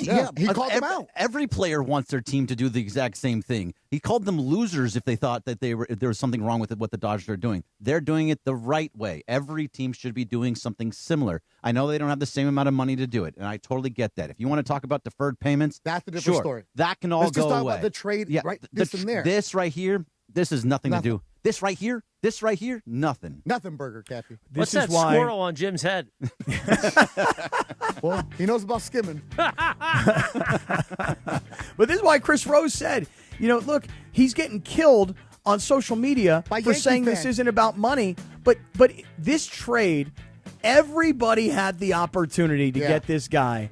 And when I looked at what the Dodgers gave up, I went, that's it? So you mean to tell me Milwaukee's got the #1 farm system in baseball and they couldn't come up with a better trade? Nope. You mean Detroit couldn't call Milwaukee? Detroit couldn't call and go, here's what the Dodgers are offering. And Milwaukee couldn't say, listen to everybody else. Terrible. And this was the best offer. The Athletic had a story about how it broke down the day of. This was the best offer. The Dodgers had the best offer, and that's sad for everybody else. And John Turturro, love you. We know you're listening, and I love your meltdowns because he's like, of course the Dodgers got him. Turturro's a Yankee fan. Weren't they the evil empire in the 90s? Nobody was complaining about them ruining baseball. There were plenty of people complaining about it. I loved him in NYPD Blue. Oh, yeah. He was really good. Yeah. 8:45. Good morning. The Sedano Kap Morning Show on a Monday. It's Beto Week, Jack. What? It's Beto Week. Woo! Coming up, we'll do the Yacht Rock song of the day. Maybe we'll mention the only Lakers thing was that Arthur Kaluma chose his number 47. What the hell is Arthur Kaluma? And he's going to be AR-47. There you go. Or excuse me, AK-47. Yeah. And Austin Reeves is AR-15. Yeah. I mean, I don't know. Sounds kind of violent. And Yeah, well, a little bit, yeah. And Esther has this one. Hacksaw called and said that dude's rug is bad. That's funny. Ant's good. I like Ant. We'll continue to make fun of Jim Bonet's rug next on the Sedano and Kap Morning. Oh, wait. We got to talk about East Central. Oh, we got a trade? Oh, Got a Dodger trade. Well, hold on. We'll do that first. Let's go to our Dodgers trade desk and Gregory Arthur Bergman. The Mets are sending catcher Ben Rortvedt to the Dodgers for right-handed pitcher Chase McDermott. McDermott was DFA'd by the Dodgers on July 31st. All right, breaking news brought to you by Valvo Instant Oil Change, home of the 15-minute drive-through oil change. Visit SoCalOilChange.com for a location near you. All right, Cappy, I forgot. We got to talk about East Central. Well, let's do it. I'm going to be there for the next 3 nights. Mm-hmm. I told them stack the room with the middle towels. I'm going to need them. Hey, 3 nights. It's a lot of middle towels, especially if you're putting that do not disturb on the door. Hey, listen. Listen to me. If you are coming to downtown L.A., if you've got family coming to town, if you've got friends that are coming in for a convention, if you yourself on a summer evening want to bring your lady to downtown L.A. because you got the restaurants right across the street at L.A. Live, you got so much culture and things going on, shows. There's so much to do in downtown L.A., and there's one place to stay, and that's the East Central. Largest hotel rooms in all of downtown L.A., softest towels, including that middle one. The new gym, which has everything you'd want to use in a hotel gym. The Nixo Lounge right above Figueroa, where you're getting that feel and that vibe of downtown LA, plus a great breakfast and a nice cocktail at night. I can go on and on, Christopher, about how much we love the East Central Hotel. By the way, every room has got a theme. There's, of course, the Cappy Penthouse, but you have the Kobe room, you have the Wayne Gretzky room, you have the Madonna room, and every room has a giant hand. And sure, you can put Trudell and sit him up there if you want, but you can put your keys, your wallet, your phone, or if you're Jim Bowden, put your hairpiece right on the giant hand. Before this way you know where it is. Yeah. When you wake up. East Central Hotel. Cappy and I's downtown LA, home away from home. The general manager, Robert Montez, the whole team over there. We love it. Football season's coming, yeah. But basketball season, you're going to be at LA Live. Or maybe you're going to a USC game, okay? And you want to pregame and then go postgame at the East Central. Don't be like Tony Romo. Don't get behind that wheel hammered. Stay at the East Central, Jack. Downtown LA's home, away from home for Cappy and Morales. That's me. This is the Sedano and Kap Morning Show. Looking for a vodka with standards? Blue Ice delivers. American-made from Idaho potatoes, gluten-free, non-GMO, and only 64 calories an ounce. Enjoy the classic Huckleberry with lemonade or award-winning double espresso. Blue Ice vodka, premium taste, nothing extra. Here in Los Angeles, our city water is loaded with chlorine and chemicals. That's why I got LifeSource Whole House Water System. It cleans and conditions water from every tap for healthier water with no salt and no regular maintenance. No more harsh, skin-irritating city water. Upgrade your water and your life with LifeSource. I did, and I'm never going back. LifeSource has been doing it for decades. Read the reviews. Call the LifeSource California factory today at 800-WATER-99 or visit LifeSourceWater.com. LifeSource Water, it's not just better, it's essential. LifeSource, taste and feel the difference. Warranty limitations apply. Hey guys, it's John Ireland. In all my years of covering sports, one thing is for certain. Great teams walk in with a playbook. So why face your family's future without one? Globe Life makes protecting the people you love simple. And with Globe Life, it's never been easier. You can apply for coverage online or with an agent in just minutes. No complicated strategy, just straightforward protection from a name you already trust. Get your free quote today at globelifeinsurance.com. Stunad. 8:50 in the morning. Rams training camp is back today. Tune in this afternoon from noon to 3 for Mason and Sua. Oh, Sua. If you love having fresh wild meat in your mouth, shop Wild Fork. Mason and Sua will be live from Rams training camp at LMU. Training camp coverage on ESPN LA, powered by Waba Grill. Waba Grill, it's for you, the Sedano and Kap Morning Show. We're back in 90 seconds from right now. Hi, folks. It's Oral Hershiser, and I couldn't be prouder or more excited to introduce the new Oral Hershiser Chevrolet here in beautiful Chino. Chevrolet has been a part of America's story for over 100 years, built on grit, reliability, and doing things the right way. And that's exactly how we are going to earn your business at Oral Hershiser Chevrolet. So come on in, say hello, and let us earn your trust. Oral Hershiser Chevrolet. Bulldog tough, Chevy strong. That's the ease at which you get information. You want it, you get it. Like that. Ask your phone. Group chat. Smartphone. You're always connected and informed in real time. No waiting. So if you're diabetic and still using finger sticks to read your blood sugar, what are you waiting for? Knowing your blood sugar levels instantly is important for managing diabetes. Call US Med at 888-665-0696. To learn more about continuous glucose monitors, a real-time instant method to track your blood glucose, US Med is an approved provider for Medicare and over 1,000 private insurers. And the best part? Call 888-665-0696 and we'll give you a free insurance benefits check today. So call 888-665-0696 today. That's 888-665-0696 and manage your diabetes as easy as... It's time for the Wild Fork Foods Yacht Rock Song of the Morning. It's time for the Wild Fork Foods Yacht Rock Song of the Morning on the Sedano and Kap Morning Show. Wild Fork, your neighborhood meat and seafood market. Now, he's put on his captain's hat. I am the captain. This is the captain's table. The captain sits at the captain's table. Captain Condiment has the Yacht Rock all queued up. Now.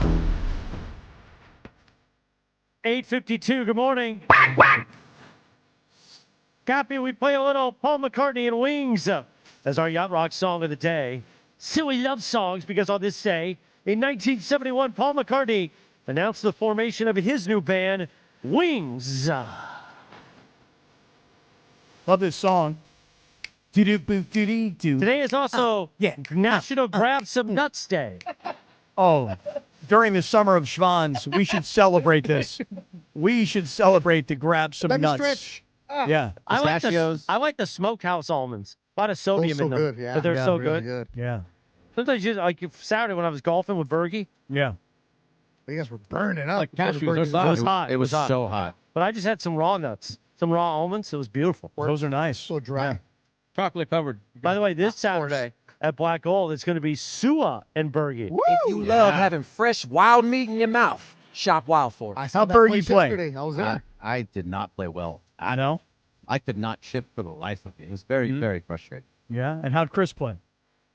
Fine. He's recovering. No, I mean, it is what it is. The arm is weak, man. Yeah, It is what it is. I mean, I hit some really good shots and I hit some so-so shots, but you know what? You're out there. No, most importantly, I was very well hydrated. because a lot of the meds, they pump fluid out just to be cautious. So you got to be careful in the heat because the fluid goes in, comes right back out. Yeah, that whole gallon, that big jug. Water. I did a gallon, plus I had the electrolyte drinks. I did it all, baby.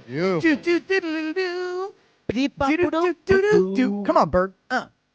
It's a very beep-bop song. Yeah, right. Very jazzy. Very jazzy. Bergie, explain to us, because right at the end of the last segment, there was some trade news happening around the Dodgers. Yep. Explain what they did, because I don't know that these are exactly like household names for people. No, they're not. But so Chase McDermott, who they traded away to the Mets for, catcher Ben Rortvedt, is just a relief pitcher, was kind of up and down, going through the minors, coming back up, and just some depth in your relief.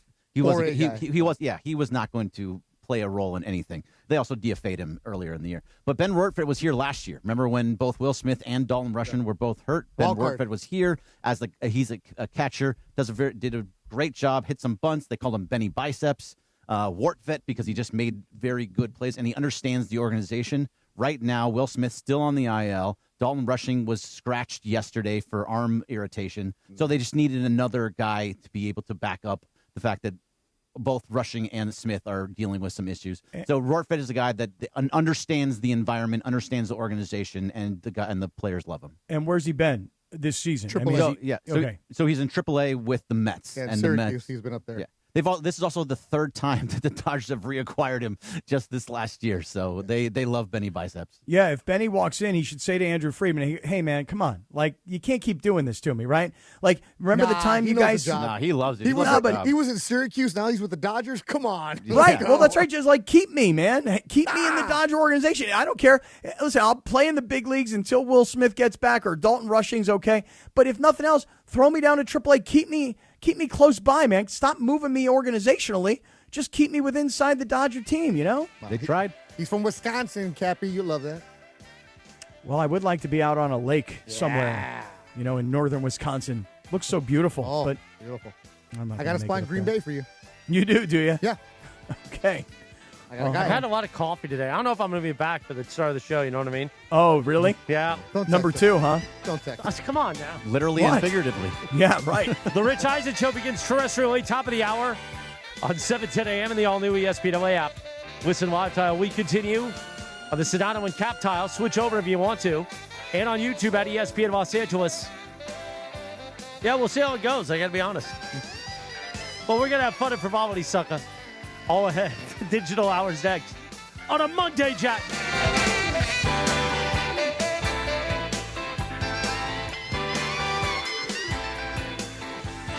Hey, it's Mason. For the ultimate immersive sports experience, get into Cosm. Take MLB to a new level. Experience the game like never before. The Cosm Dome, a massive 87-foot wraparound high-resolution display with reserved booth-style seating. The Cosm Hall features wall-to-wall sports, and check out classic films like Harry Potter, Willy Wonka, and The Matrix in the Dome. And for summer nights, the Cosm Deck is the perfect place to grab your favorite cocktail. For more information, go to Cosm.com, and I'll see you at Cosm. Hey, did you see that Morongo's giving away a Mustang GT Fastback? I've always wanted a vroom with a view. Now your top reasons to visit Morongo. We're giving away a 2026 Mustang GT Fastback. Earn entries now, and you could drive off a winner the 31st. Number 2. A lighted makeup box is yours when you earn 500 points on your rewards card the 11th. And the number 1 reason. Walker Hayes on the 22nd. Buy tickets now. Morongo, good times. Hey, John Ireland here. Tired of watching life from the bench? It's time to get in the game. Globe Life is looking for people who want more than just a job.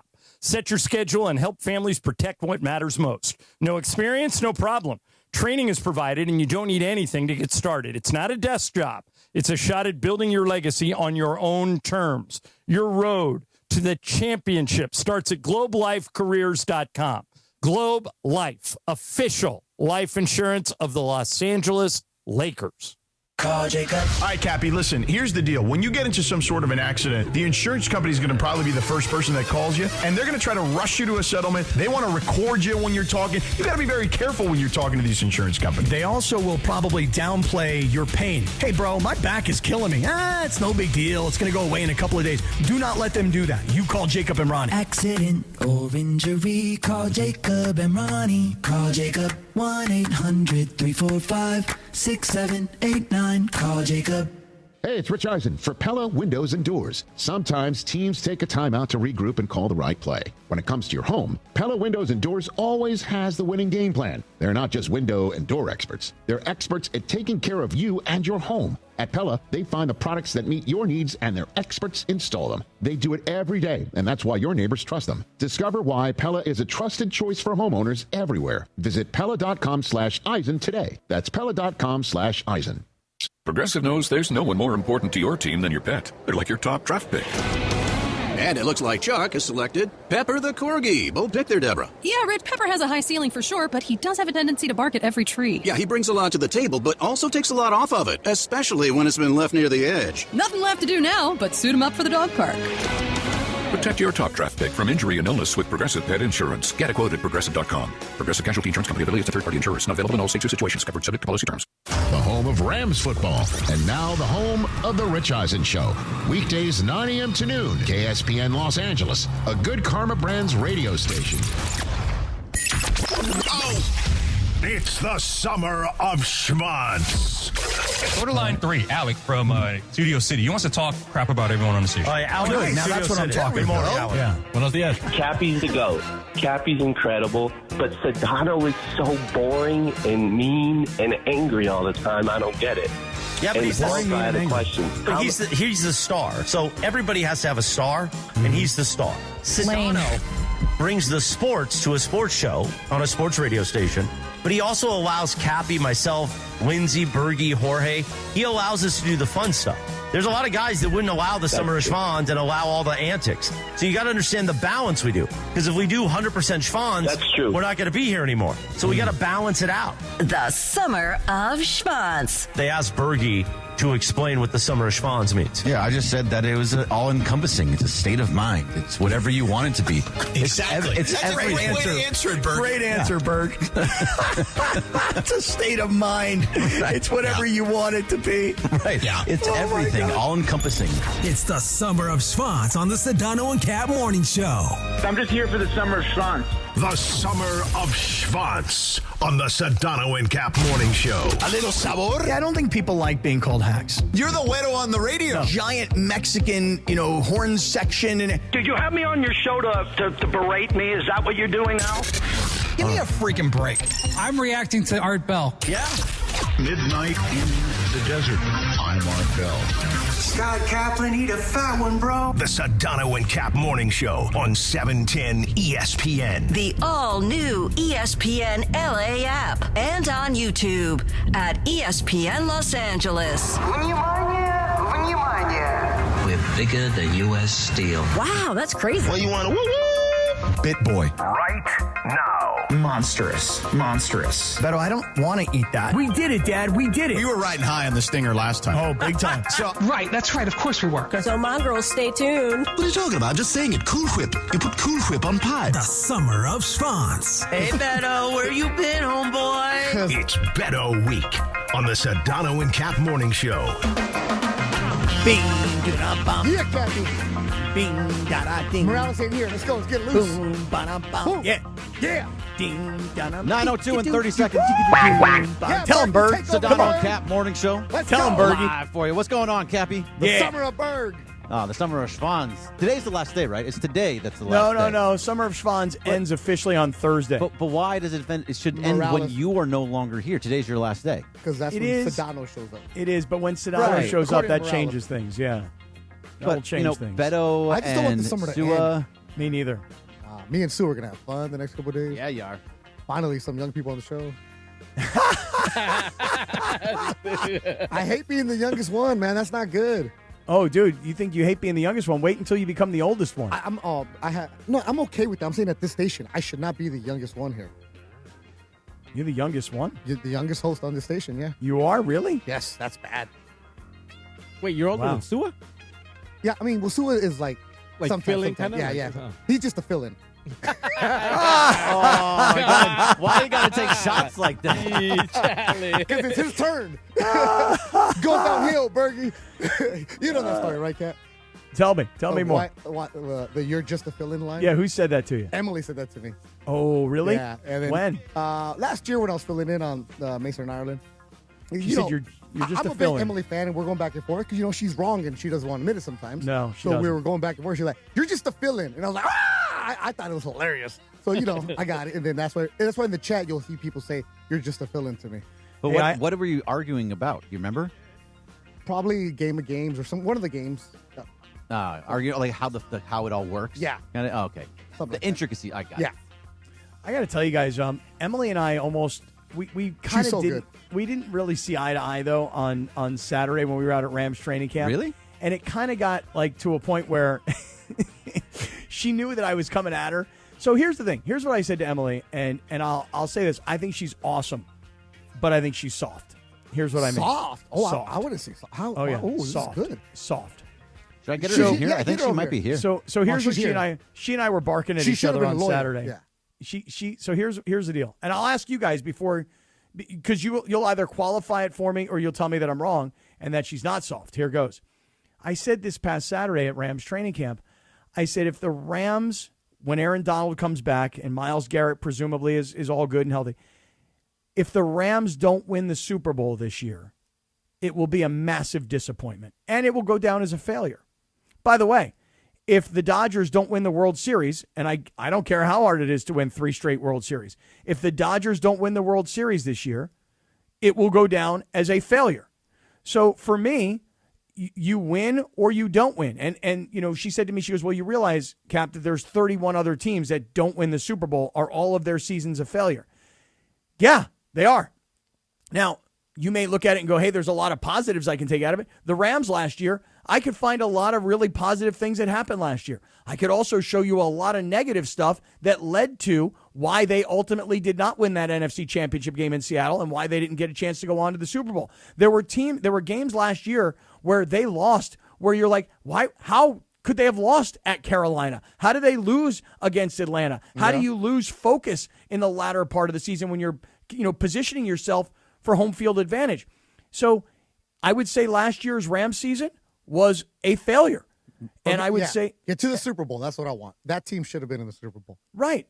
And so what we were talking about at Rams training camp was if the Rams don't win the Super Bowl this year, yes, they are the favorite, but they became an even bigger favorite when they got Myles Garrett. Yes. And they'll become an even bigger favorite when Aaron Donald comes back because that's the worst kept secret in town. That's happening. It's just a matter of when. Mm-hmm. And so she and I were kind of going back and forth on it's not really a failure if they don't win the Super Bowl. And to me, why is she soft? Because that's a soft attitude. Like the participation trophy one? Yeah, like that to me is weak. I mean, it's just put it out there. You're all in to win the Super Bowl for the second time in L.A. in SoFi Stadium. You've probably done more this time than you did last time when they went out and got Odell Beckham. They went out and they got Von Miller. Yes. Those were in-season acquisitions. Trent McDuffie, absolutely, Myles Garrett, getting Aaron Donald back. If they don't win the Super Bowl this year, it's a failure. I give it get to the Super Bowl because one game, anything can happen in that one game. That's where I'm at. Same thing with the Dodgers. Get to the World Series because you could be one pitch away and then Miguel Rojas saves it for you. But if you're not competing for the final game, failure to me with this Rams and this Dodgers organization. Last year, the Lakers getting to where they were at in the second round. Hey, that's good. You didn't expect them to get to the Western Conference Final. There's certain teams that have different expectations. This is why Vegas puts out the different odds. And I was in Vegas this weekend. I was looking at the Rams. Oh, my goodness, Cappy. You will not make any money on the Rams this year. They're just the favorite everywhere for every single category. That's what you should be, and that's what you should be happy with if your team is investing in the players, investing in the brand, investing in the product, and investing in the fans. If the Dodgers don't win the World Series this year, guys, is this season a failure? No. Baseball is just so hard. It's so weird. They just got swept this weekend. That can happen at any point in time. So I understand what Emily's saying. If they don't get to the World Series, for me, it's a failure. Yeah, that's a failure if they don't get there. If you lose in the World Series, you ran into a team that's just hot and playing really well. Yeah. I would be disappointed for sure. But I understand what Emily's saying. It's more like you guys are having the argument based on a fan's perspective and a rational perspective. A rational, looking at all the different things, 31 other teams. That's where she's coming from. I get that side. I lean more towards you in that and more towards the fan perspective. Yeah, I mean, I don't think it's being harsh when, listen, if you came into this football season coming up and you were the Cleveland Browns and the Browns make it into the playoffs, you'll be like, wow, that was a pretty good, successful year. We're building something. Right. Yeah, if you're the Buffalo Bills and you don't make it to the AFC Championship game, or you don't finally make it to the Super Bowl, you're going to look at this and go, this is a failure. Right. And I think that you're exactly right. Like, when you look at the Lakers last year, no one expected them to win a championship. No one expected them to compete in the Western Conference Finals. What they accomplished, given the injury situation that they found themselves in, we can look at that and go, you know what? You got to give it up to these guys. They put out a really good season. They exceeded expectations. But for the Rams, the expectations are Super Bowl or bust. And by the way, that's not my expectation. That's Sean McVay's. That's Les Snead's. They should be. They should be happy with that. Like, I'm watching, Channel 11 right now. Their lead story, Skubal to the Dodgers. Like, that is huge, right? Myles Garrett to the Rams. Aaron Donald to the Rams. Like, that's what you're supposed to be doing, leading the big stuff right there. What's up, Cappy? I miss you. I miss you, too. Oh, wait a second. Uh-oh, what do we got? Breaking news, and we go to Greg Bergman. Bergie's standing by at the Satellite News Center with breaking news right now. So this from USC football, the rivalry renewed. USC football will play Notre Dame in a 4-game series beginning in the Coliseum in 2030. So it's back. You said home and home, Berg? It's a home and home. Yep. There's a 4-game series going back and forth starting in 2030. And breaking news is brought to you by Valvoline Instant Oil Change, home of the 15-minute oil change, drive-through oil change. Visit SoCalOilChange.com for a location near you. All right. Well done. Well, that's the good. Coliseum in 2030, Cappy. Put it in your calendar right now. All right, let me see what year is it? It's 2026, right? Yes. So that's good. The Jeweled Shillelagh. Come on, Cappy. It's good that the rivalry is renewed. Can I give instant feedback? Without everybody getting all butthurt. I'm with you on that one. I already know. 2030. Really? Totally come with on. You. Totally with you. Go, right? Cappy. Really? I got to wait until... Listen, and don't tell me about the schedule and the conference and we can't do it and there's plan. That is all a bunch of nonsense. If both of these schools wanted to renew this rivalry for 2027, they'd find a way to renew this rivalry in 2027. Yeah. But it's just convenient and it's easy to kick the can down the road and say, hey, we gave you guys what you wanted. You guys wanted us to play each other. We're going to play each other. You thought it should be fair, 2 at USC, 2 at Notre Dame. We gave you that. Yeah, but now you got to wait 4 or 5 college football seasons to see USC Notre Dame. By the way, USC Ohio State, like, these are games that you would never see unless they were in the Rose Bowl. And now you're going to see a game like that this season on Halloween day or night. But I guess Cappy, I got an update for you on this. Let's see if you really like this. Okay. Remember they were complaining about the schedules and playing whatever. Week 1 is going to be at the Coliseum. In 2031, Week 1 is going to be in South Bend. They are going to play each contest during weeks 1 of 3 of those 4 years. So it's no longer that Thanksgiving weekend where Notre Dame comes to USC, and then USC goes to South Bend in October. Now, it's going to be the first 3 weeks with a schedule right there. So let me ask you guys a question. Let me ask you this. Now, that I don't have a massive issue with. Yeah. Do you guys, would you rather But that don't USC... come up and tell me the storied rivalry and the history and then just change the weeks. Well, as long as these two teams and these two fan bases get a chance to go at each other, I'm good. And by the way, Week 1... This kind of sets the tone for your season. It's a gutsy move. See, if you play in week 8, 9, 10, you're kind of in the middle of your conference schedule. No. So here's Jen Cohn, the athletic director, said, the quote, "It remains important for us to play this game early in the season as it allows us to schedule competitively with our Big Ten peers and take into account the health and best interests of our student athletes at program." Also, I don't have a problem with Week 1. No, I don't either, because UCLA USC should be the last game of the season. Yeah, I don't care whether UCLA is bad or not. UCLA USC is the rivalry. That should be the end game, the last game of the season. 2 teams in LA, just like Michigan State should be at the last game. Duke, North Carolina, all those storied franchises that have always played each other. That should be the last week of the season. I hate when they play Notre Dame in the last week, or if they play Cal or Stanford. Why? No, you should play UCLA USC rivalry last week of the season. Yeah.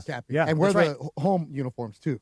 Yes, 100%. No way. And by the way, and thinking globally here, not just about USC, Notre Dame, all these schools that have these historic rivalries that got destroyed because teams went off to different conferences, that should be the last week of everybody's season. Like, Oklahoma should play Nebraska the last week of the season. Cal should play Stanford the last week of the season. Auburn should play Alabama. What about the backyard brawl? Right. Let's go. Pitt, West Virginia, or I would say Pitt, Penn State. Miami, Florida State. The Apple Cup. Shout out to Marco. Yeah, I mean, all of these games, these rivalry games, should be played the last week of the season, and they should all go after their original rivals and say, let's do this for the sake of the history of the sport. It's fun. But instead, everybody, wants to look for easy games, and that's why I give USC and Notre Dame credit. The fact that they're going to renew the rivalry is great. The fact that they're going to play it in week 1 makes the game really, really important because it could set the tone for the rest of the year. People will be talking about that game in week 11. They'll be like, well, but they did have that loss against USC. So does a win against Michigan, is that more? So I like the fact that they're renewing the rivalry, but come on, man. Really? You got to wait 4 years? Yeah, who knows what's going to happen. Oh, wait a second. Back to the satellite news desk. I made it and that back. is where Greg Bergman. No, I made it back. Oh, that's the news? Yeah. Hey, give him credit. That was a 20-minute out there. Just. The fighter. I was fighting it. You were, and then what happened? He won, huh? He needs some electrolytes. Look at He him. wanted to get out into this world. Did you drink enough water? No, I probably didn't. I'm probably dehydrated because I drank a lot of coffee this morning. We How need an much? electrolyte sponsorship right here. Yeah, that's what's up. That'll fix you right there. You mean the ones you get at 7-Eleven? Yeah. The construction guys, right? Yeah, the I did. Yeah. electrolyte. Oh yeah. You ever see those guys just put the big jug and they put that in there? Mhm. Oh, yeah. They just came out with a sugar-free version. I saw that. Now I Is it a usually powder? No, it's a drink. Hey, no more powder for him, man. Okay. No, I like the powder one. The LMNT is good. Yeah. Red-O-Lite is good electrolytes, but the drinks. Now I get the 7-Eleven ones though. The hydration packs. zero. Yeah. Those big ones, those are nice. But yeah, the electrolyte are nice. You've got me now into adding electrolytes to my water every day. So I went to this place. This buddy of mine told me, he goes, you got to try this like electrolyte drink. It's just going to get you so hydrated. So I went up there and I said, hey, can I get one of these drinks? And they're like, yeah, sure. They come out, they hand me. You never go to Starbucks and order just a glass of ice water? You ever do that, Beto? Just ice water at Starbucks? No, never. People they love the water. No, wait a second. Hold on a second. I'm not going to Starbucks for water. I don't know. Do people really love the water? As you They said? love it. They love it. They Here's should why. suck on the tap. Here's why. Yeah, suck on that tap at Starbucks. It comes in that tall plastic cup, and then they fill it with ice and water, and it doesn't cost you anything, and then you can just sip on it all day long. People love the Starbucks water. So I go to this little restaurant, and they tell me, you got to try this electrolyte drink. So I order the drink. How much do you think it cost for a glass of water, ice, and a packet of electrolyte powder? How much should that cost? $9.60, Bob. Wait a minute, where did the electrolytes come from? Well, so I go to this restaurant. Yeah. This buddy of mine told me you got to try their electrolyte drink. It's delicious, and it's going to get you so hydrated. So it's their electrolytes? It's their branded stuff. Their branded stuff. You're So one it's- of those foo-foo places, man. Nah. So, and it is. You're right. $13. It's like one of these organic kind of Is places. it in your neighborhood? Yeah. $18. Okay. All right. Anybody else? $9. $9. All right. It's not that much. So wait a minute. All they did was put an electrolyte powder in it? Yeah. Yes, right. This is That what I'm should trying to be get at. $3 Tap water? No. This is exactly what I'm getting at. You ready? So $5. $5 for a glass of water with ice and this packet of electrolytes. Now, here's the thing. But do you know what the electrolyte ratio was? I don't know what the ratio is, but I wound up buying the product, and here's why. Because you could get the individual electrolyte packet $2. So why would I pay Wait a minute, $2.5 $2 times? for the packet? $2 for the Oh, packet. do you have the packet there? Yeah, you want me to go get it? Is that a restaurant? I want to know what the ratio is. All right, hold on a second. You All right. talk amongst yourselves. What happened to just getting a Jack and Coke, man? Well, if you do that enough, then you'll end up just getting the Jack, and then you'll end up with heart failure. Like I Good. did, You'll yeah. be better than this electrolyte talk, whatever this is. For $2.99. You know what I was thinking about? So this week, I'm taking Friday off, but I'm going to play back-to-back golf days because I haven't played back-to-back golf since 2023 Oh, that's when I rough. did the 10 days, and I've got I remember back-to-back in Cleveland coming up, so I got to get my trained. Oh. But when I did the 10 days, 36 holes a day, I was drinking tons of electrolytes, but I was also drinking tons of tequila from Tequila Mandala Straight. I don't know how I didn't die then. We were all wondering the same thing because you lived at that course. Lived at the course, was drinking like a bottle of tequila a How day. many stogies? Like 2, 3 a day? Probably 4 or 5. Oh, my God. And a fat steak at the end of the night? Usually that, or I'd go by the hat and get like a pastrami sandwich. Yeah. My goodness. A pastrami sandwich? And then I'd wake up and be on the course at 5:45 again. So and impressive. that's a tough course, too. The hills and yeah. everything. Back-to-back days, you better open up And those hips. that was in August when it was 110 degrees. No, Brea, no. It was back-to-back days, and it was also twice a day sometimes. Yeah. Look, the Twilight Golf. All right, did All you right. get the packet? I got the packet. I All got right. it right here. So All right, tell well- me the stats. Oh, How you much put the sodium in a glasses on, packet? too. All right, how many sodium? 25 milligrams. That's it? Yeah, 1%.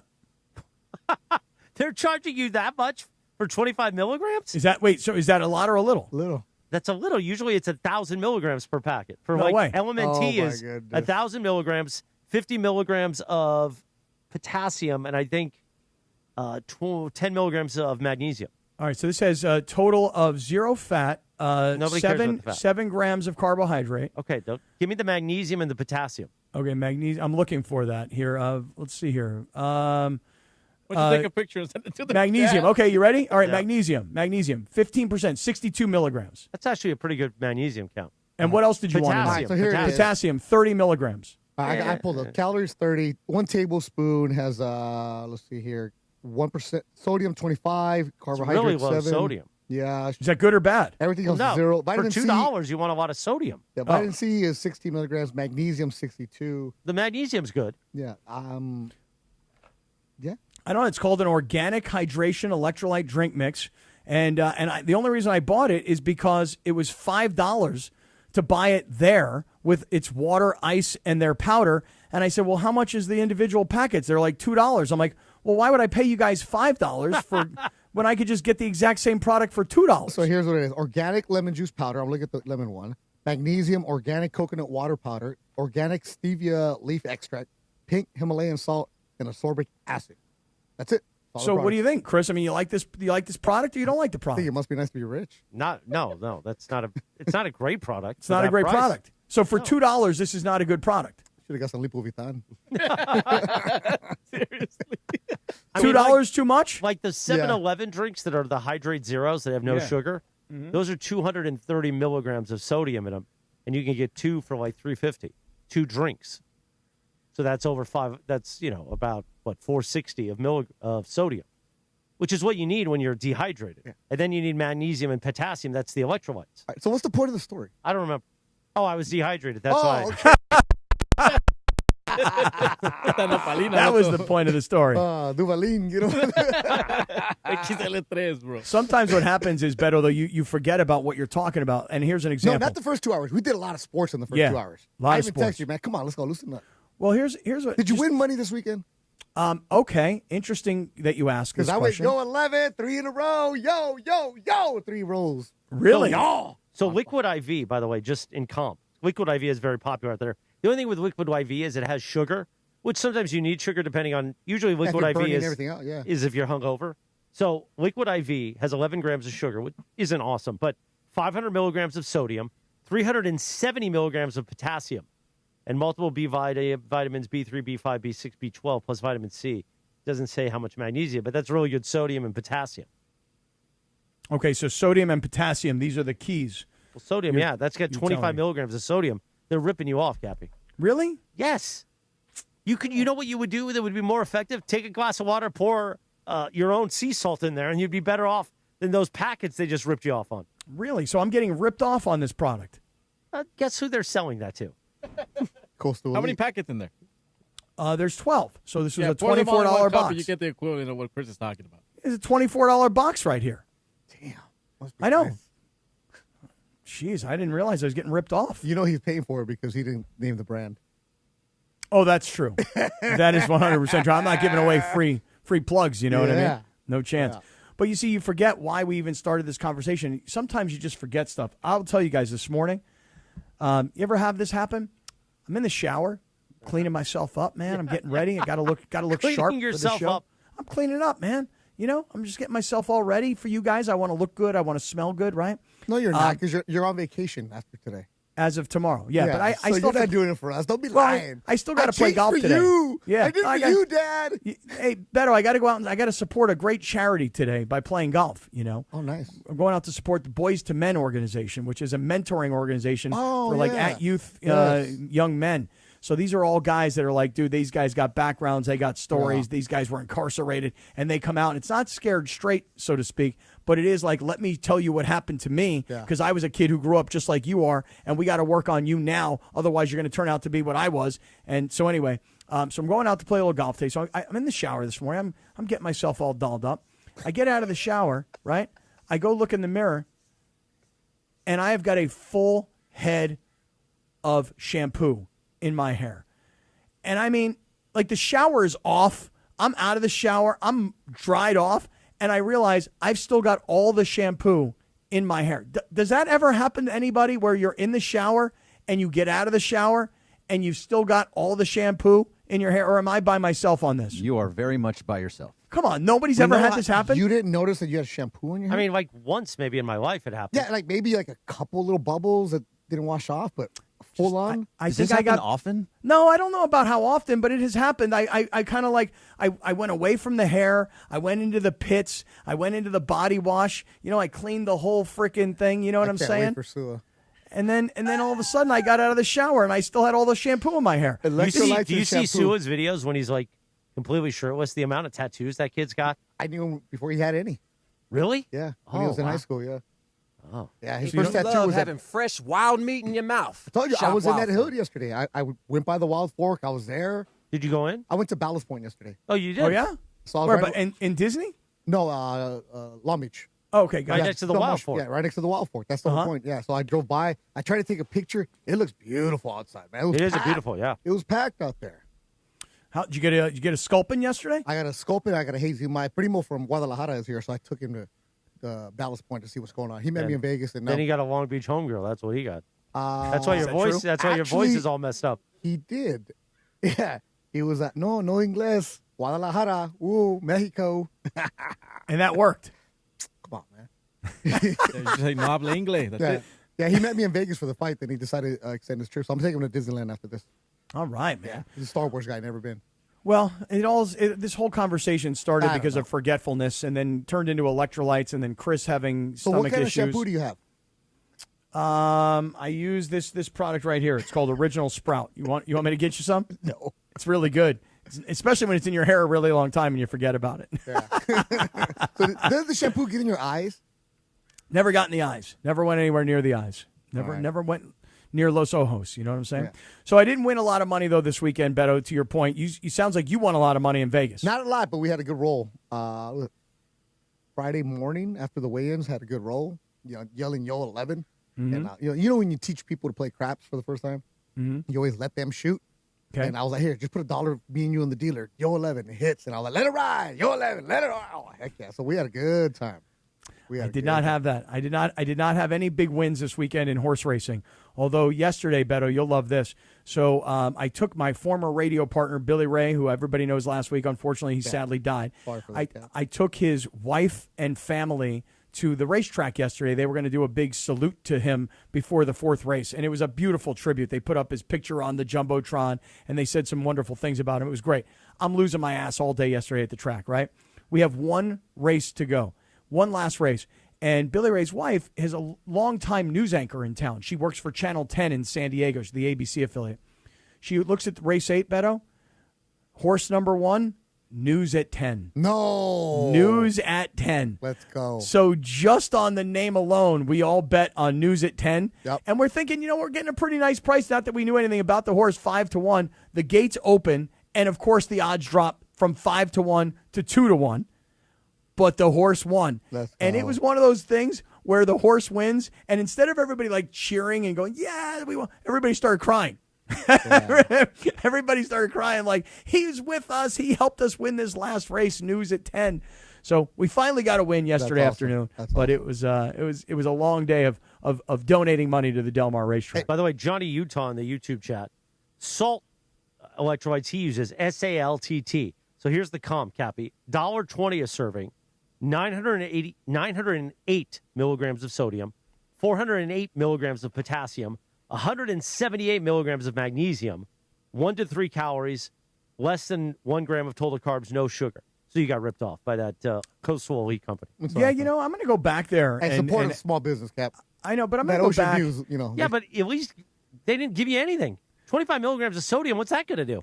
I don't know, but I will tell you guys that since I started taking this product, and maybe it's just me in my own head. It's placebo. I'm like, dude, I'm feeling good. Like I'm feeling very hydrated. I'm taking one every morning. You know what this product did for you? What? Made you forget you had shampoo on.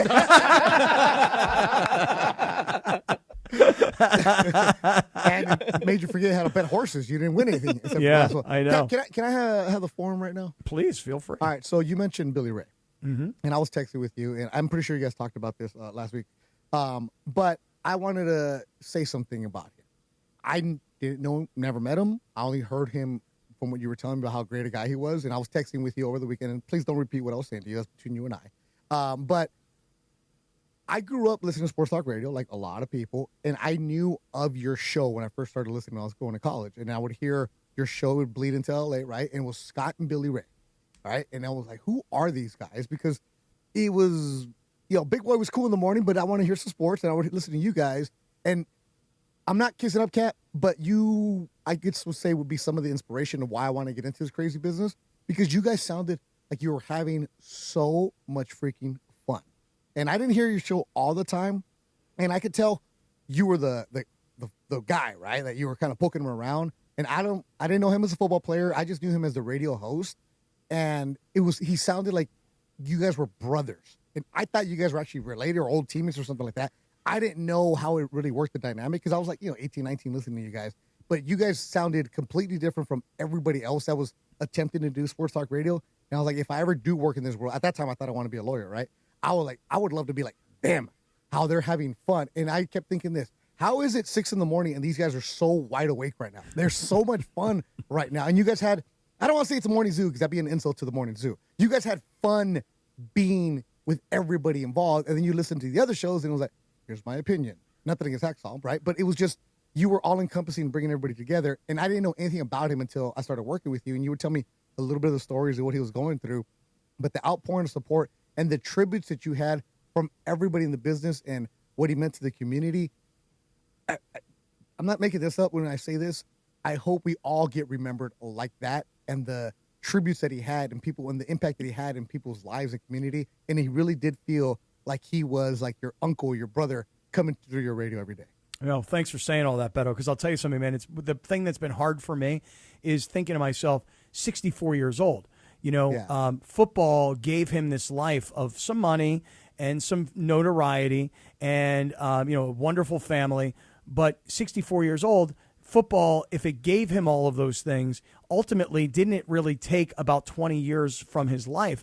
But the thing I realized is, especially over these last few days, and especially being with his family a lot over the last couple of days, the thing is, he never had a bad day. I know that sounds ridiculous and nobody would ever believe me. It sounded like it. I know. It sounded like it. I live with this philosophy. There's only two kinds of days, good days and great days. Yes, I mean, if you're alive and you have a chance to go out there and do battle every single day, there's good days, and then there's even days that are better. They become great days. That's why I like going to the track with you last minute, just because the vibes are there, man. That's what I like.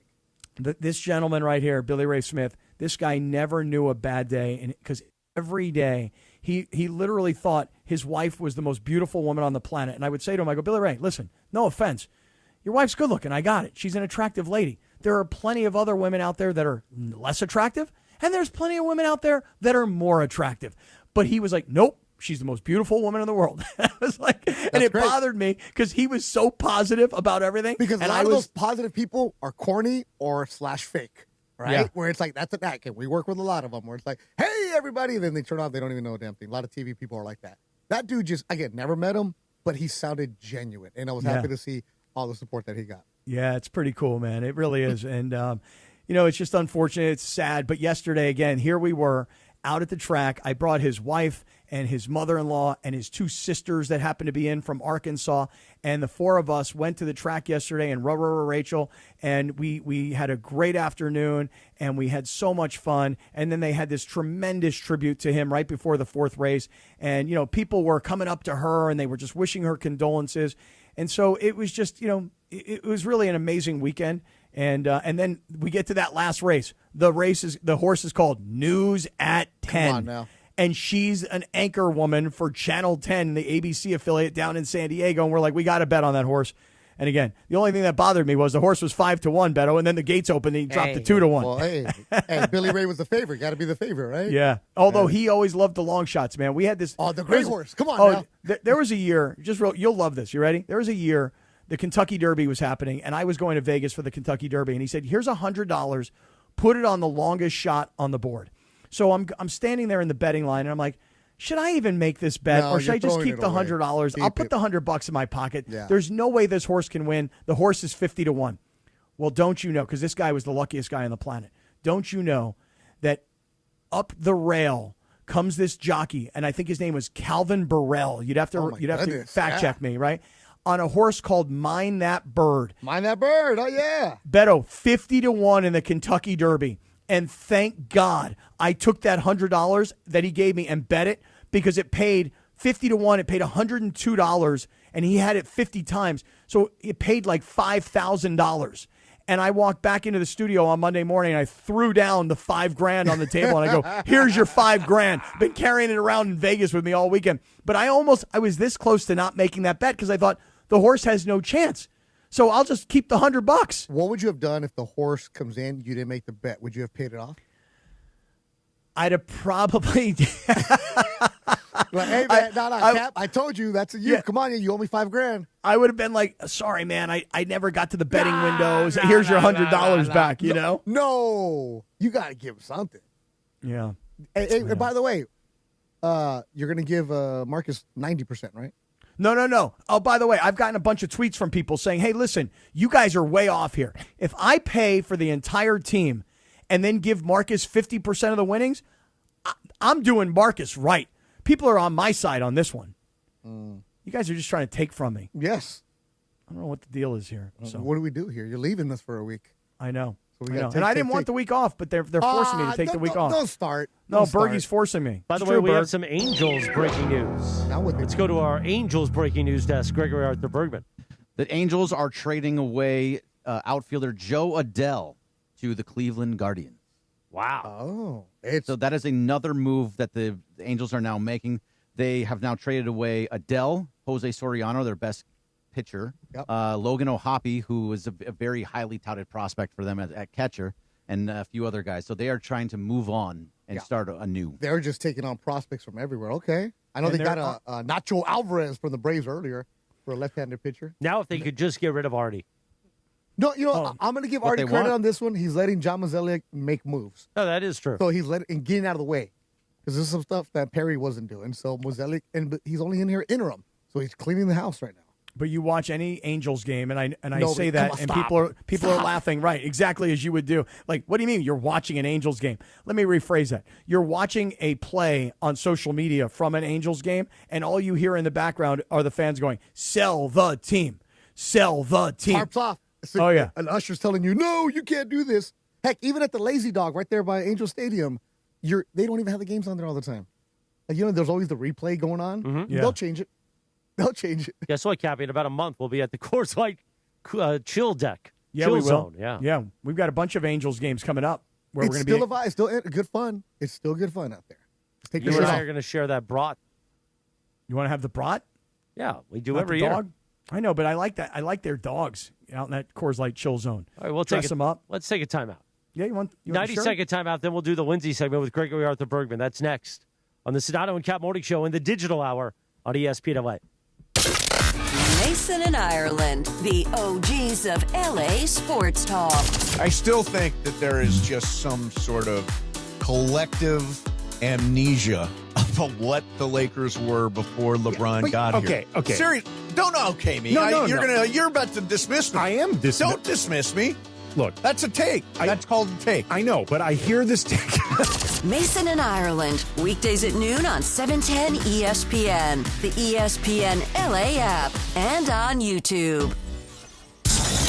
DeMarco and Travis have taken over Afternoon Drive. Have you ever been in one of those 4DX theaters?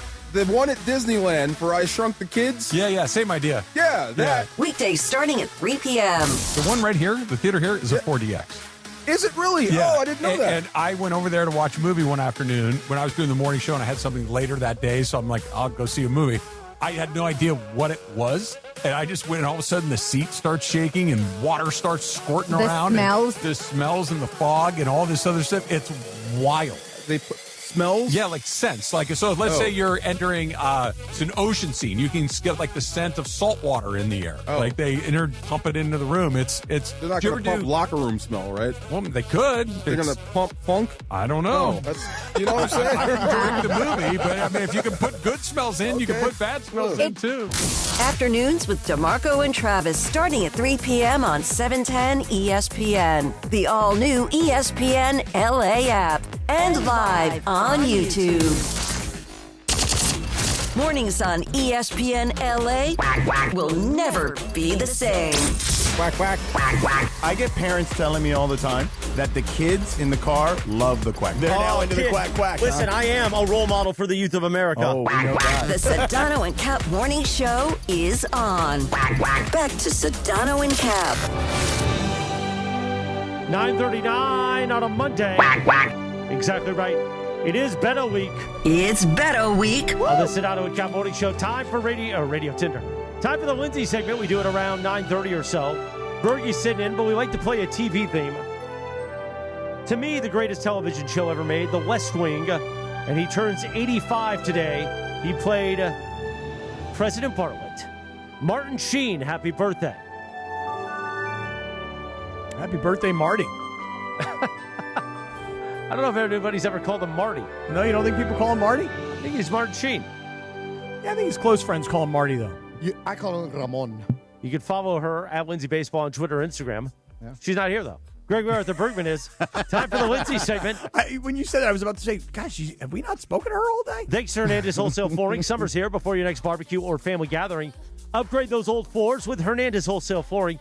Visit HernandezWholesaleFlooring.net or the showroom next to the Commerce Casino. Hernandez Wholesale Flooring. No games, no gimmicks.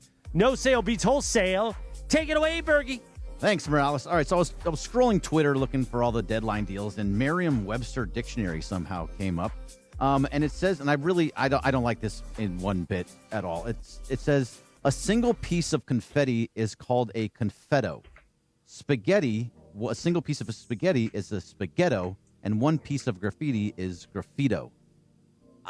Do you like this? Why have we never known this before? And one filling host is a Beto. What the heck is that, Berg? What is going on in your timeline? I don't know how this came out. You know what? Actually, the Kamenetsky brothers reposted that's it. So why. that's why. how it came up. Only dorks like those guys put stuff like this But out. also like confetto. Confetto? Spaghetto? So that building right here is a graffito? Yeah, right. No, if there was just one piece graffiti. Okay. That if it's one, it's graffito. I have never heard of this before. Never. I've never known that one little thing of spaghetti would be called a spaghetto. No, I don't. And the first one was what? Are you going to talk a confetto? Confetti. A confetto. One piece of confetti is confetto. You hated him last year. What? You hated it's Conforto. Oh, Conforto. Oh, right, different guy. Oh, Yeah, different guy. That's one waste right there. Yeah, I'm not too big a fan of his replacement, Kyle Tucker, either. Confetto. Confetto, spaghetto, graffetto. Graffetto. Graffito. It's just ridiculous. That's terrible. I just saw it and I was just like, this is something that needs to be talked about. Yeah, that is something that we need to bury that one. Yeah. It's gone forever. Delete Never that. going to be talked about again. Thanks, Cam Brothers, for putting that on my timeline. Come on, Andy. Come on, Andy. Come on, Andy. All right. A Utah family rented a house in Oceanside for their grandfather's 80th birthday and walked in to find themselves hanging on the wall. The dad pointed to a big framed aerial beach photo and joked that one of the people looked like him. It was him. Also in the shot were two of his kids from about 10 years earlier. They recognized the swimsuit. The host eventually explained it. The decorator is a San Diego photographer who sells enlarged aerial beach prints to vacation rentals, and the family had just happened to be on the sand that day. Would you have stayed the week or checked out immediately? I'm curious why you ask that way. I mean, like, wait. So you're thinking that it's super weird? Like, wait a second. Why am I on this in this Airbnb? Yeah, I know this beach. I know. Look. Oh my God. Look, and I know. Oh, that's where I would be. Oh, I've been there before. Oh, wait, that's us. Hey, I know that bathing suit. That's us. We're in this photo in this Airbnb. So do you say, hey, this was meant to be? We should stay and have a good time, or are you like, yo, we got to get out of here. This is weird. Something's freaky. I don't like it. It doesn't feel right to me. Well, why would you leave? There's a picture of me on the wall. Turn it around, maybe? That is weird, though. They could just sell your pictures like that? No, I mean, you're a photographer. You want to put your pictures in your house. So it's like, hey, I took those pictures. Oh, it's his house. It's his house. Oh. It's an Airbnb, so the photographer rented the house. Right? That is so Right? No. So weird. yeah, like so the person it was aerial photos, and they just happened to be on the beach that day that he took a picture of just the beach, and there was people on the beach, and In those the people background. happened to be okay. there. I thought it was where they No, it wasn't down like for a studio. Or it wasn't like like a shot right no, of okay. them. It just all happened to be. Oh, that's weird. That's weird, man. I turned the picture around. Like, wait, isn't that a Me. Seinfeld episode where George was on the beach Yeah, somewhere? yeah. he was on the background of a he picture. photoshopped himself in, but he like drew it Yeah, in. something like that. It's weird, I would, but yeah. That's I would another look at example. myself. Yep. I'd look at this picture and I'd be like, "Oh God, look! I have no shirt on. I'm in the water, I'm a and they got fat a shot of slob. me. No, I'm a no, no. slob. I'm disgusting." No, here's what you would do. 10 years ago, I was hot AF. That's what it was. Man, I used to do this. I used to do that. I was in triathlon shape. That's what you would say. Yeah, Yeah, you probably take the picture. yeah. This guy not looking so good. Yeah, just really, really weird. I would not. I don't feel like I'd. What, you think you'd leave? I think I'd leave. Yeah, that's weird. I don't know. I don't like the fact that I happen to be in there. That's weird. Would you complain to the owner, like, "Hey, you got to take this down, man. I didn't give you the right to use my name, image, and likeness." No, I think I would just be like, you know what? Public I place. think I gotta go find another space. There's A-Rod would love something this. weird in there. Yeah, A-Rod would would- love oh, it, yeah, I'm but he'd hot. want a horse underneath him. The centaur. Centaur. All right, a South Carolina man has been playing the same 5 lottery numbers for 3 straight years, and it just paid off. He matched all 5 on a Palmetto Cash 5 ticket, good for a $150,000 jackpot. He says the numbers just felt familiar to him at this point, so he kept buying them week after week. Would you play the same lucky numbers you always play? Palmetto meaning one ticket, not palmetti, multiple tickets. Isn't that a sandwich at the Basker's, a palmetto? Yeah, isn't it the pimento? Oh, pimento sandwich? Yeah, something like that. Right. Bergie, I do that when I play roulette. I find 28 and I get all the numbers around it, surrounded. So if I played the lotto, I'd be doing the same thing. Yeah, me too. I will play the lotto, and I'll always pick out the numbers, right? Like Birthdays. my birthday is the 17th. My son is the 11th. My daughter is I don't even know her birthday, but whatever it is. Which one? You know, right? I don't know which, but I'll always play like birthdays, or I'll play my quote unquote lucky numbers. So I do let the machine pick the lottery tickets a lot of the time because, like, I'm not going to sit there and like use the pencil and fill in the numbers, but I would rather play my own numbers consistently rather than play the computer-generated numbers randomly. What about you, Beto? I already said it. I know, but would you just consistently only go to your numbers? Only Or my would numbers. you... No, I don't like the quick picks. No, just give me my numbers. Again, I don't play the lottery either. No, I don't play it either, but I think I would play the same numbers over and over again because what if it hits one time? You're like, oh, my God, I didn't play it that time. No, I one chose time, the right? auto. Yeah, it would be that one time. 17, 28, 30, 21. What else? 17's on my list. Yeah. Because I was born on the 17th. Oh, yeah? What month? August. Leo, baby. Rawr. Okay. So wait a second. That's coming up here soon. 2 weeks from today. Yes. 2 weeks, Beto. See, that's Gonna why they turn give him a 30. week. Yeah, this is my birthday week. It's Beto week. Woo! And not one Spanish song played today. I hate you, to be honest. We have all week. Nah, I got to get the vibe today because I wait. My amigo Cappy, El Escat, has Sí. to be dancing, but he's gone. El Escat. Escati. See. Pepe we're- calls him we're- Escott. We're really out of it. Yeah. We're out of stuff. I mean, I got another one. If I'm just Sure, Give why us not? one more. Give us writes one more. these all out, and I'm going to run out of one in one day. A Nebraska woman has been reunited with her dog Chong 5 years after he escaped from her home. Where's Cheech? Shouts out. Chong was recently found hanging around an Indiana truck stop about 642 miles away, and shelter workers were eventually able to track down his original family. His owner says she never completely stopped looking for him, even after all those years. After 5 years, would you assume your dog still remembered you? What do you think Chong was doing for 5 years? Breezy, that's why. And how far would you have traveled to bring a missing pet home? One final question on top of all of that. I just How would have what you I know have that here. it's really your guy? The dog? Yeah. Yeah, you would know. Come on, would you, though? Yeah, of course. 5 years later? Jack the Frenchie. You wouldn't know Jack the Frenchie. I don't know. I mean, I'm not sure. I'm not really positive. What am I going to do? Look into his eyes and go, you know what? I can just tell by your eyes you're him. Well, I've got no teeth anyway. Right. He doesn't have any teeth. That's Yeah, true. that dog.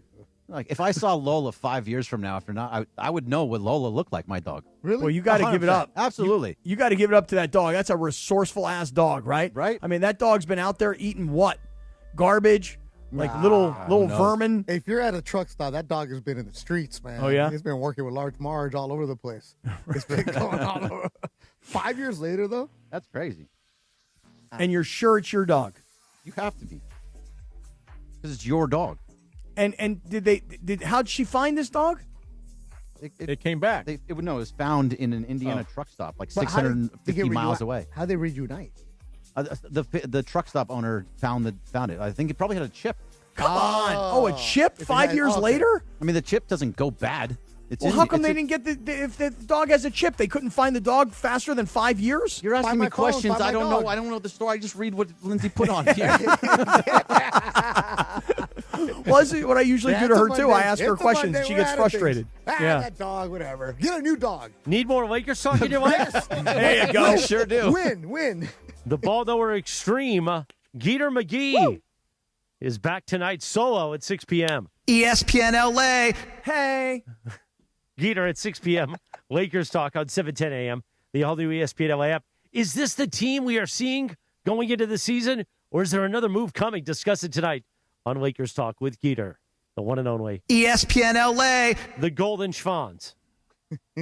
Also, football season is back, and ESPN LA and Waba Grill have your chance to win. Tune into the DeMarco and Travis Afternoon Show this week for the Waba Grill Trivia Question of the Day. Win a $50 Waba Grill gift card and qualify for the VIP Game Day Experience Grand Prize Waba Grill, an LA original. See how many times DeMarco wipes his face today. If you're watching on YouTube. Wow. He did not like that I did that, by the way. He doesn't like I've anything. heard. Well, you guys pick on him.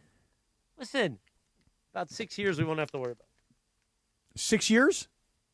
That's when the dog's coming that's back. just messed up, man. It is. It's so It's not messed up. nice. It's not nice. You don't even. No, it is not even remotely nice. Not even close. But I'm not a nice person. What's in No, 6 years? That's true. Don't worry about it. Let's just keep moving. Don't worry about it. Tomorrow.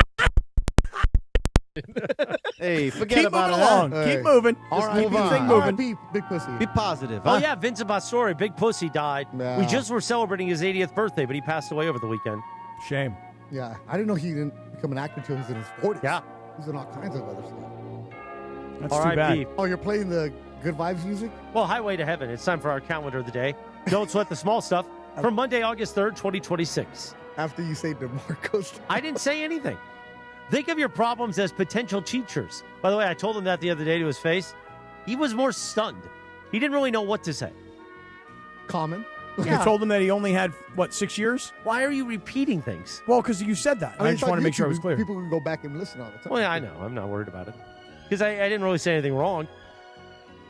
Well, I mean, if you live 7 years, then you will be wrong. Do you think, even if everything's fine, do you think he'll be here 6 years from now doing the show?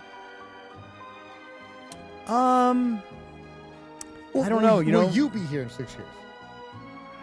Will Sean McVay be the coach of the Rams in 6 years? Unfortunately, I don't think they're going to let me go anywhere, so probably. If Morales is still here, no chance DeMarco stays. No, I love DeMarco.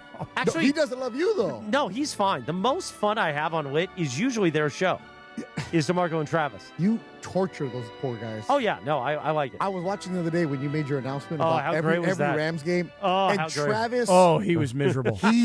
He turned sideways. Yeah. And just looked at you like you could just see the redness in his face. Listen, if he doesn't like it, go back to talking Angels at the Angel station. Hey, Halo Honks. Him and Roger Lodge. No, hey, Halo Honks. Trent Rush is the one catching all the heat. Hey, Halo Honks. Trent Rush, poor kid. What happened? So he does the Angels postgame show, and he sent a tweet about how, hey, I'm going to start tweeting less, focus on the game, focus on other work, you're doing the show. And all the comments were, yeah, because you sold out to Artie. You're just a flag. It was like, poor kid. I've known Trent since he was in college at Chapman before he had the last name Rush. And it was like, wow. And he's doing TV now, right? On ABTV? He does the Angels on weekends when Wayne Randazzo's gone. I only met him once. He's a nice guy. Super nice guy. Hard worker, but he's been giving the Artie talking points, and people are just going off on him. Well, it's just got to be miserable being an Angels announcer when you just have no chance at all.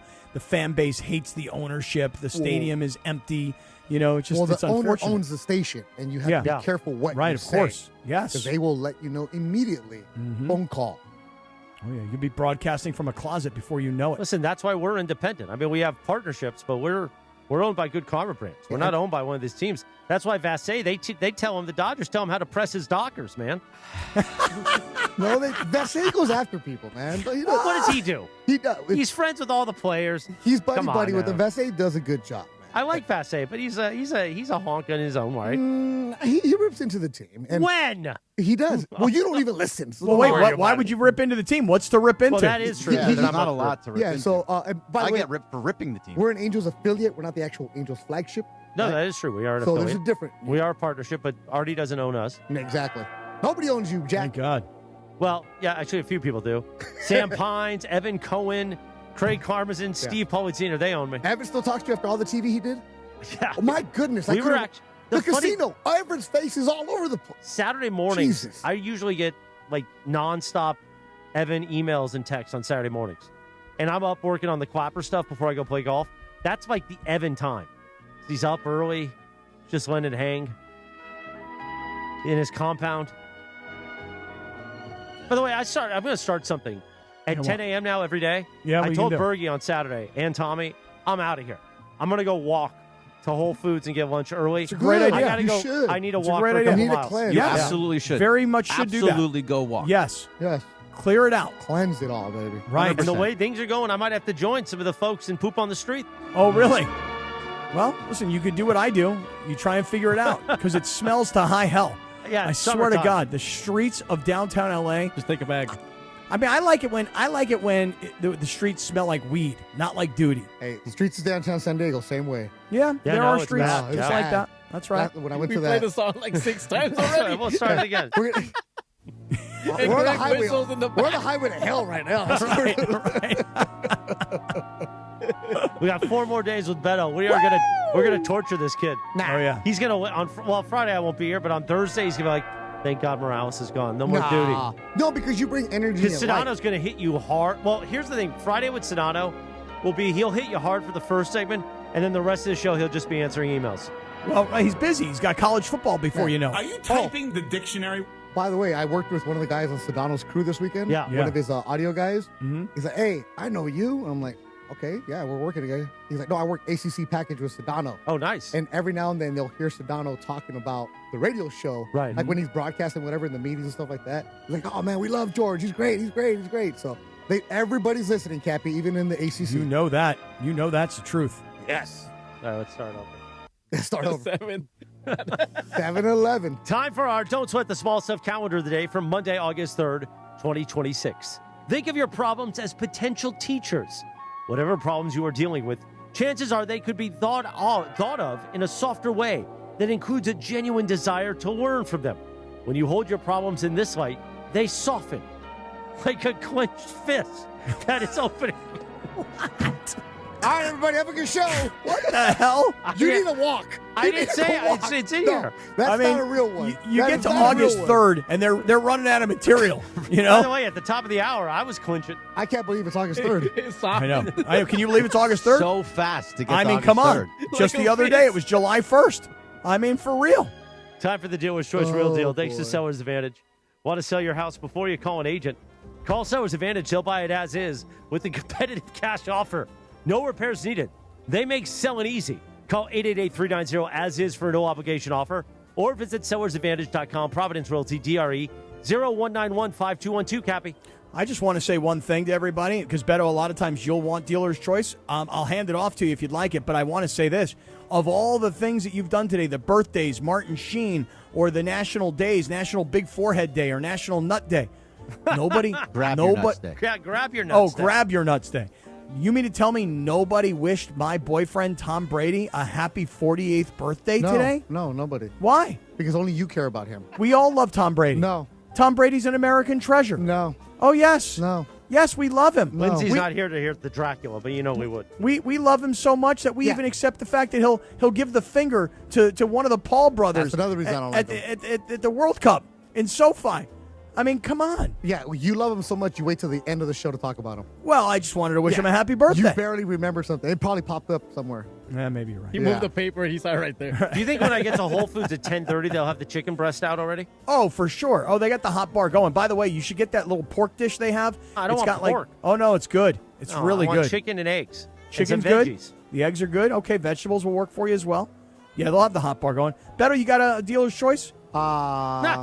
I I mean, who cares? Whatever. I mean, usually you're like, hey, man, I had the dealer's choice. What happened to me? Like Morales said 15 minutes ago, are you guys done? Like, Hey, you're just a feeling. Listen, tomorrow is going to be the day. Sua. If you love having fresh wild meat in your mouth, I'll be shop ready wild tomorrow. for it.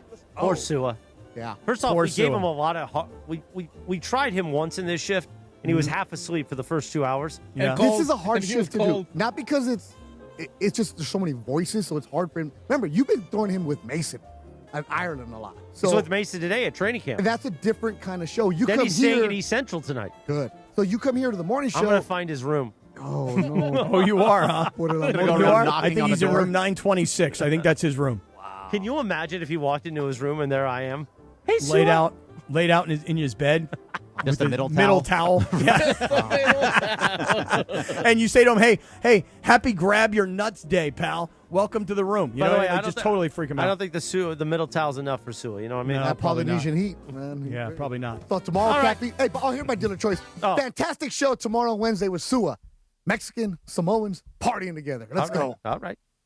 There it is. Hawaiian Gardens. Just like All right. Have a great Monday, everybody. We'll That's see it. you We're tomorrow. done. We're out of Bye, here. Cappy. Sua for Beto Week. So much love. A live imaging Tuesday presented by Providence tomorrow at 7 a.m. It's Beto Week. Day 2 tomorrow. Cappy, have a great vacation. We'll talk to you next Tuesday. Hey, thanks a lot. Be safe. Anybody got any ideas for me what I could do with some time off? Maybe get better at doing radio. I don't know. That's a good idea. I'm going to study all week long. Yeah. That's what I'm going to do.